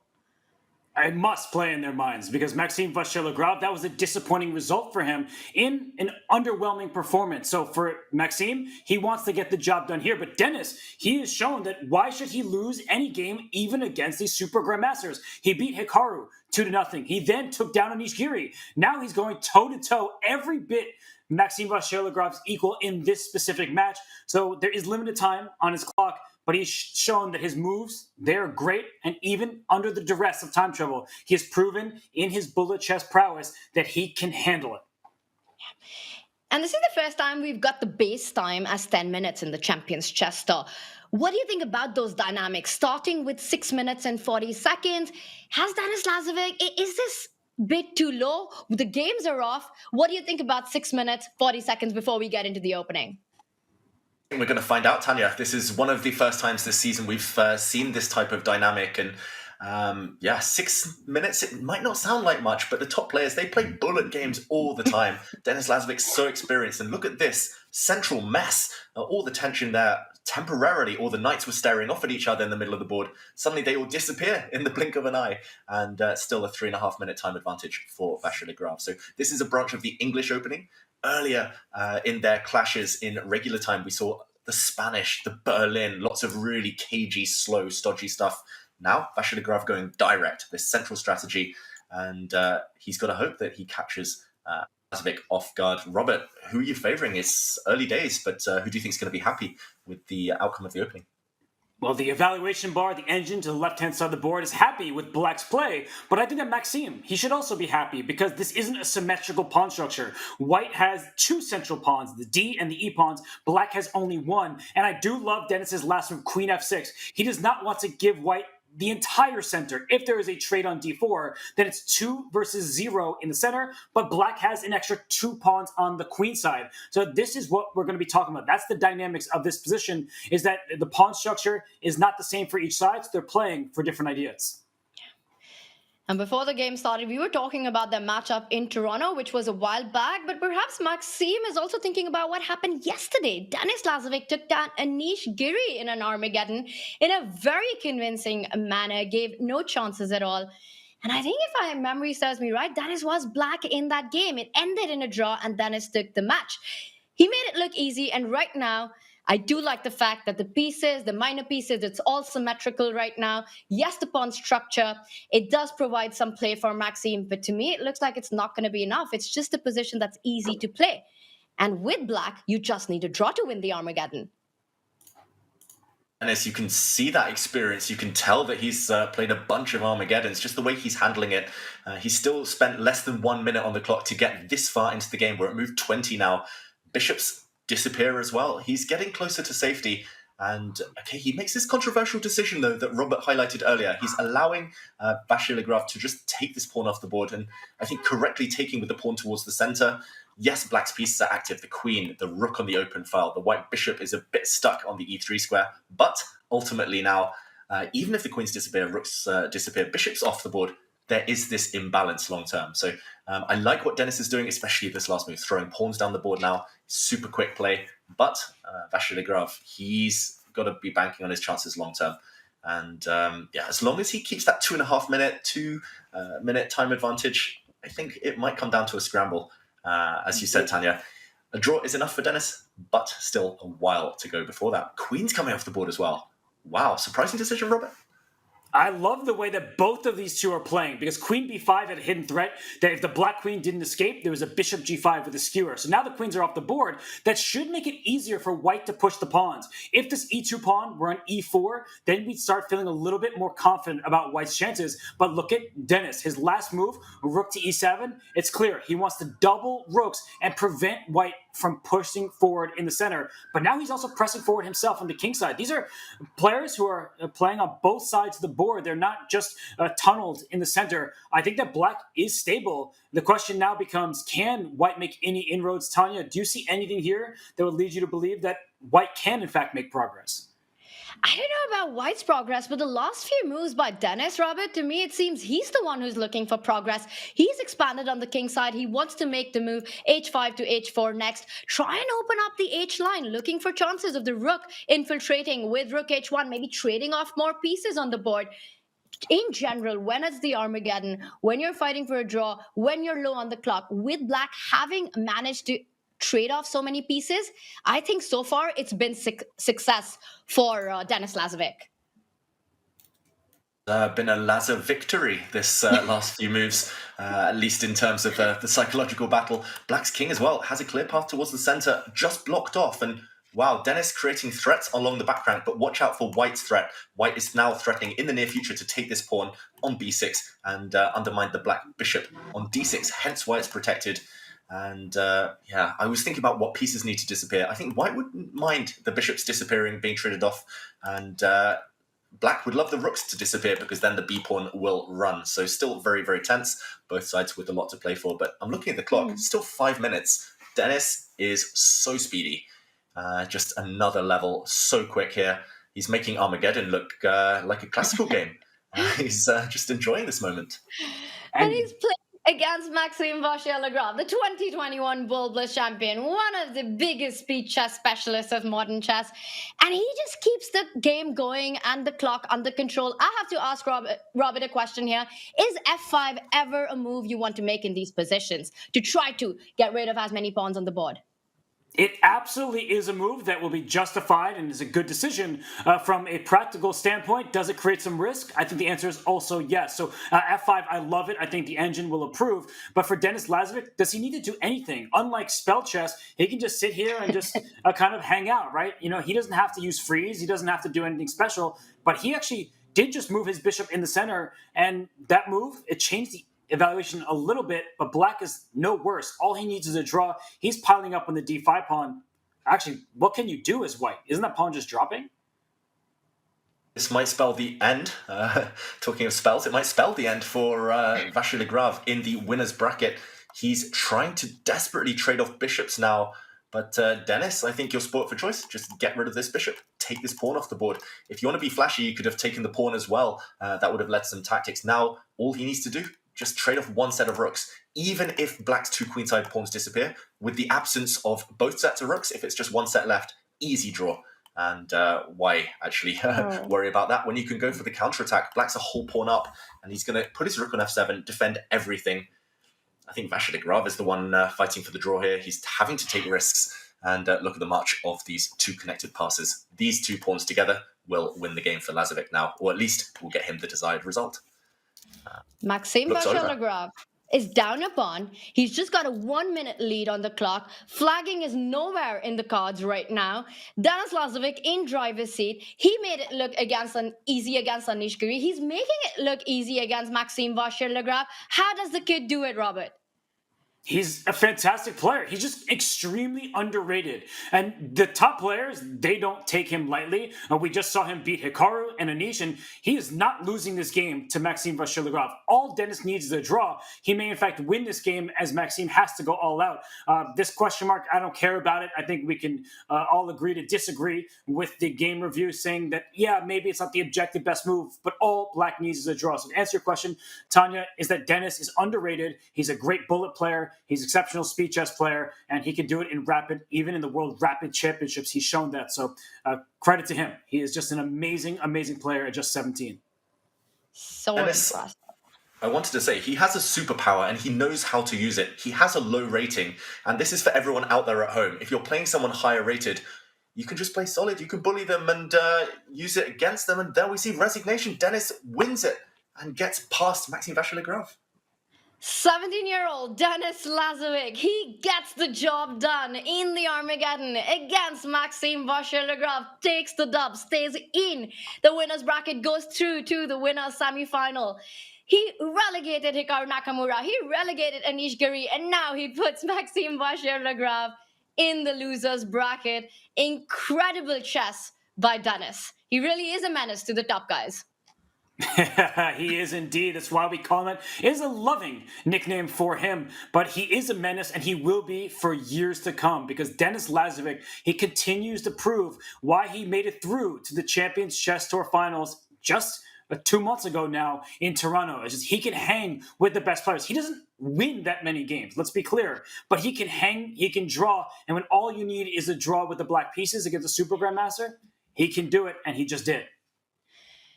That was absolute class by Denis. And David, it just felt like Maxime never got a chance. What was the highlight for you in this impressive Armageddon? Simply, Denis was in control from move one. I wanted to highlight one moment where the maturity of Denis Lazovic's play really shone through. And this is our game review. We'll see some exclamation marks, we'll see some question marks, but remember, Denis doesn't have to play the best moves, he just has to play the safest moves, with a draw being sufficient. So rook to d7 here, attacking White's central pawn. And after this tricky move, bishop to d4, Denis did not get hasty. He did not get tempted to take this pawn, allowing some complications. Here, no doubt Vachier-Lagrave would have actually given up material, sacrificed the exchange, but suddenly Black loses control. Suddenly, yes, it's bishop for rook, should favor Black, but White has 3 connected pawns here, and actually White would have had chances long term. This pawn would drop in the near future, the Black king not entirely safe, and suddenly White would open things up to having 3 possible results. So instead, let's go back and see what he did. He actually just traded off the bishops first, removing all risk. And yes, this comes at the cost of a potential extra pawn, but if White had taken this rook off the board, we would have seen an easily drawable endgame. Denis Lazovic, again, not to be underestimated. He knows exactly how the endgames work, he knows what to aim for, and ultimately, he's a hard man to beat, and that got him through this match. We've been talking about Denis's style. One of his biggest strengths has been his endgame play. We saw it against Anish. We saw it today against Maxime Vachier-Lagrave. We're going to go into a short break, but don't go anywhere, as we're going to be joined by Denis, who just took down Maxime in this thrilling battle. We'll be back with the winner of that match in just a few.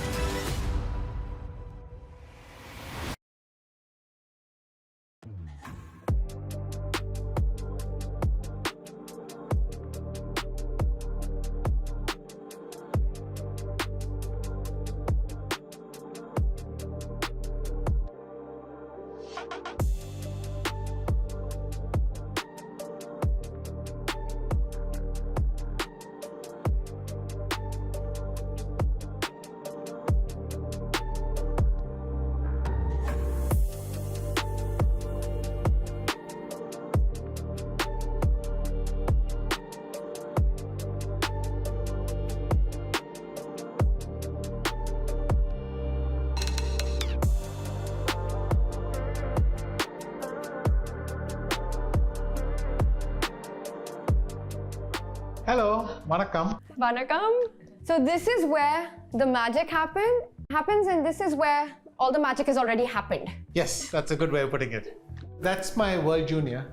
87. 87. It's difficult to tell you how many doors that opened for me and what historical moment it was, and when I got back.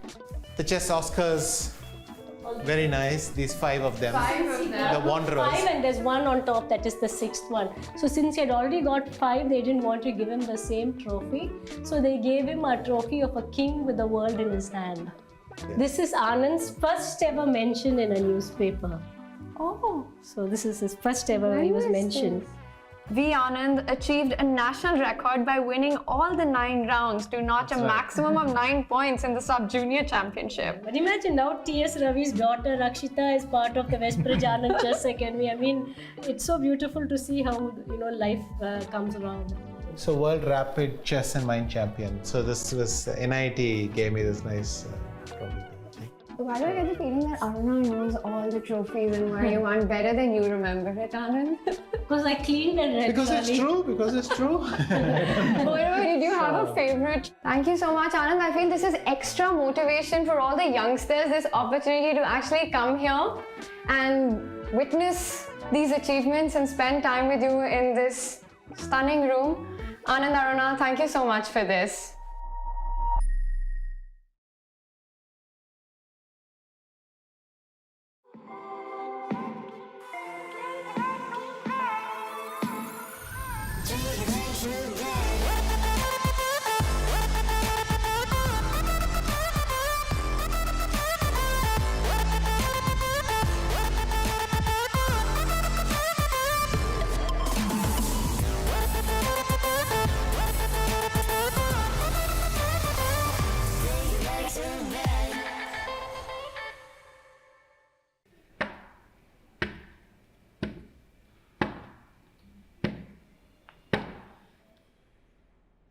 Which one's you?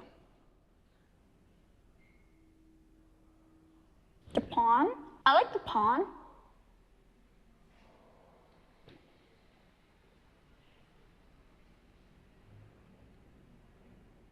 The knight. The knight can jump over pieces.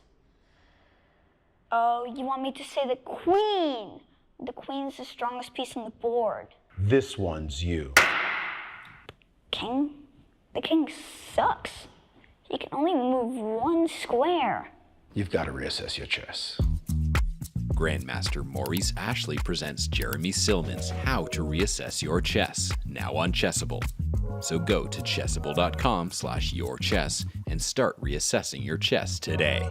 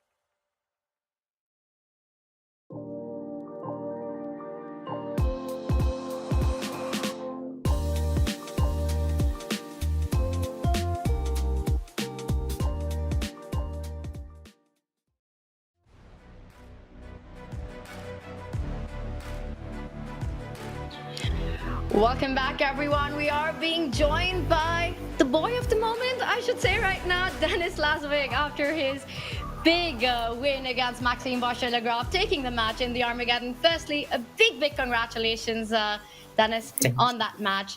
It's been awesome to watch you in the tour last year. It was awesome to watch you in the World Rapid and Blitz as well. And now it's been awesome to watch you these last 2 days, Dennis. You've taken down Anish Giri, Hikaru Nakamura, and today Maxime Vachier-Lagrave. How are you feeling right now? And which one of these three has been the most special win for you? Yeah, yes, of course, I feel great. Of course, I mean, every win was really special for me because it's really hard to beat, any top players. But yeah, after my win against Hikaru, I mean, I got some additional strength. Probably my confidence is improved a little bit, and then it was a little bit easy for me to play, I think. And Dennis, you said during the Champions Chess Tour Finals in Toronto that you felt it was easier for you to play online. But right after that event, you went to the World Rapid and the World Blitz, and once again had a tremendous performance. So, how do you keep doing it? Do you just think you prefer quicker time controls to classical chess? What's your favorite time control to play?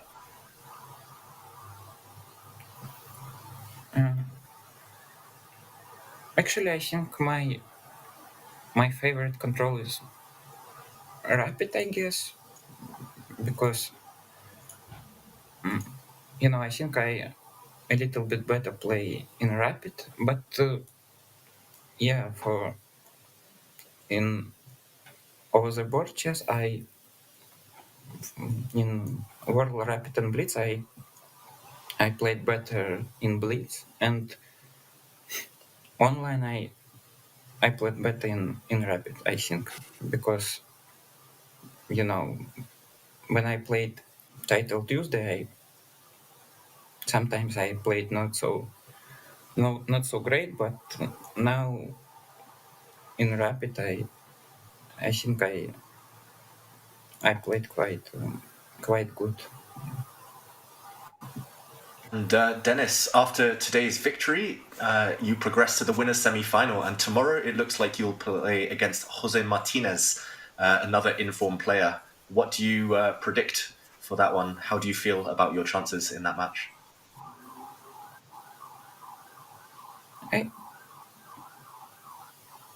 I think it will be more or less equal match.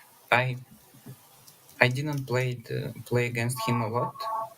We played probably one rapid games and some bullet match, which he won. But I mean, it's of course it completely different. Yeah, I think it more or less equal match. Dennis, we're really looking forward to the fight in the winners semifinals. And you mentioned that winning against Hikaru gave you a lot of confidence going ahead. And we've got an interesting chat question around that. It's by Yas Senpai. And he wants to know that when you're playing against such experienced opponents, how do you manage to stay so calm?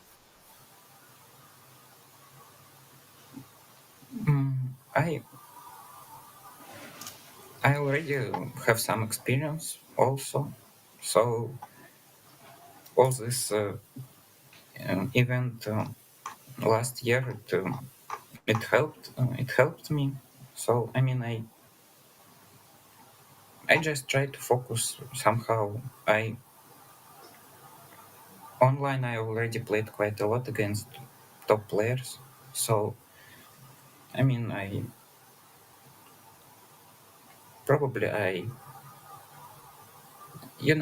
just somehow I do it.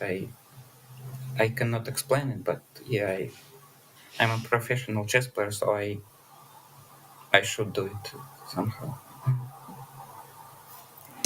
Dennis, it's funny. I think that makes perfect sense. Sometimes we can't explain why things happen, but your pieces do all the talking. And we do have another chat question from Indiana Rahul, and they ask, Dennis, how did you choose your Armageddon time? Because you were so precise. You did win the Armageddon by just 3 seconds. So how did you decide on the time that you bid?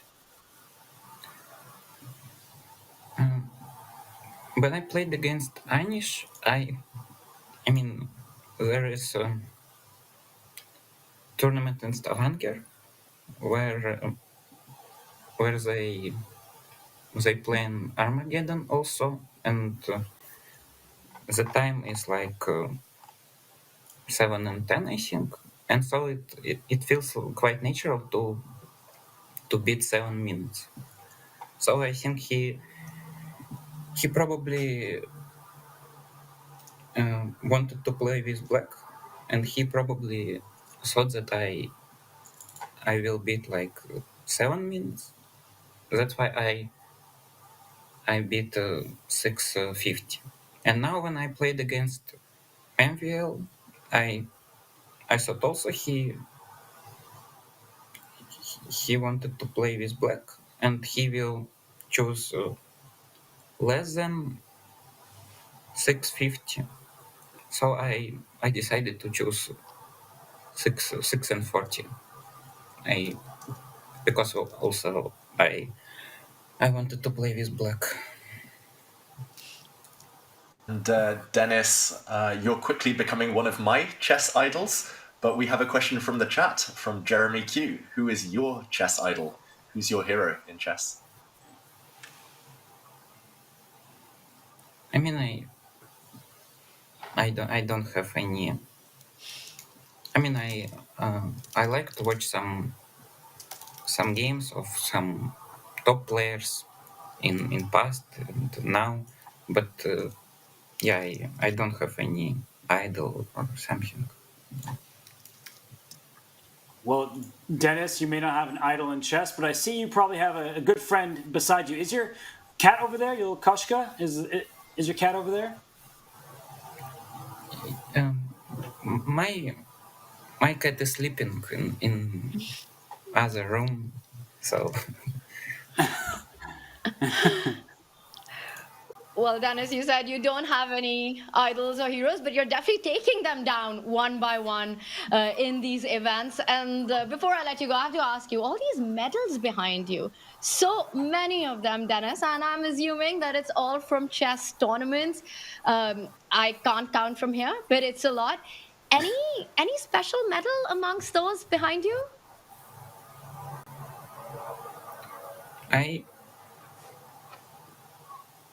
I cannot choose any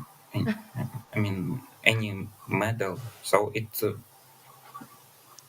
like my history. So every medal is important for me, of course.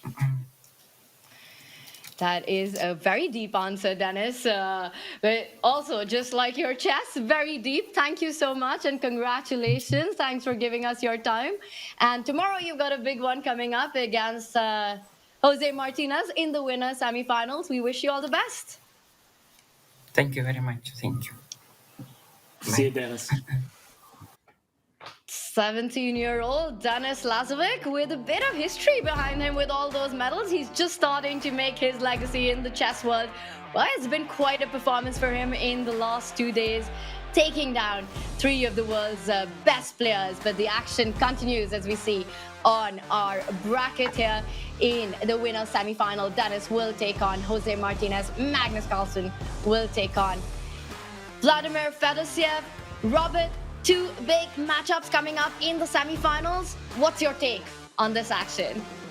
Well, we also have matches going on in the losers bracket, but you asked me what happens up top, so I'll keep my head up high. And I think that between Magnus Carlsen and Vladimir Fedoseev, we'll have players swinging at one another. And then, of course, between Denis Lazovic and Jose Martinez, we have a bit of a stylistic clash, but they both are quite solid in nature, and they love to get down to their waning seconds. So in the winners bracket, it will be interesting chess for sure. In the losers bracket, it's a fight to survival. So, David, I don't know which match is your favorite because all of these feature some excellent very fan favorite players.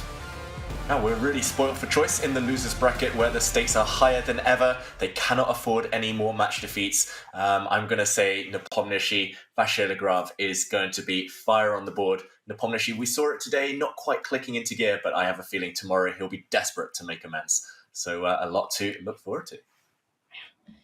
I'm really excited about that one as well, David. Both players disappointed with day one here in Division 1. We're going to see an angry Jan and an angry Maxime Vachier-Lagrave both on their last lives. Of course, there are big matchups all around in the winners bracket as well. It's been awesome. It's been amazing covering Division 1 with both of you once again. And of course, chat, we will be back with day 2 with the winners semifinals as well as the losers bracket, as 2 players will be knocked out of Division 1 tomorrow. It's a goodbye from the 3 of us. We'll see you tomorrow.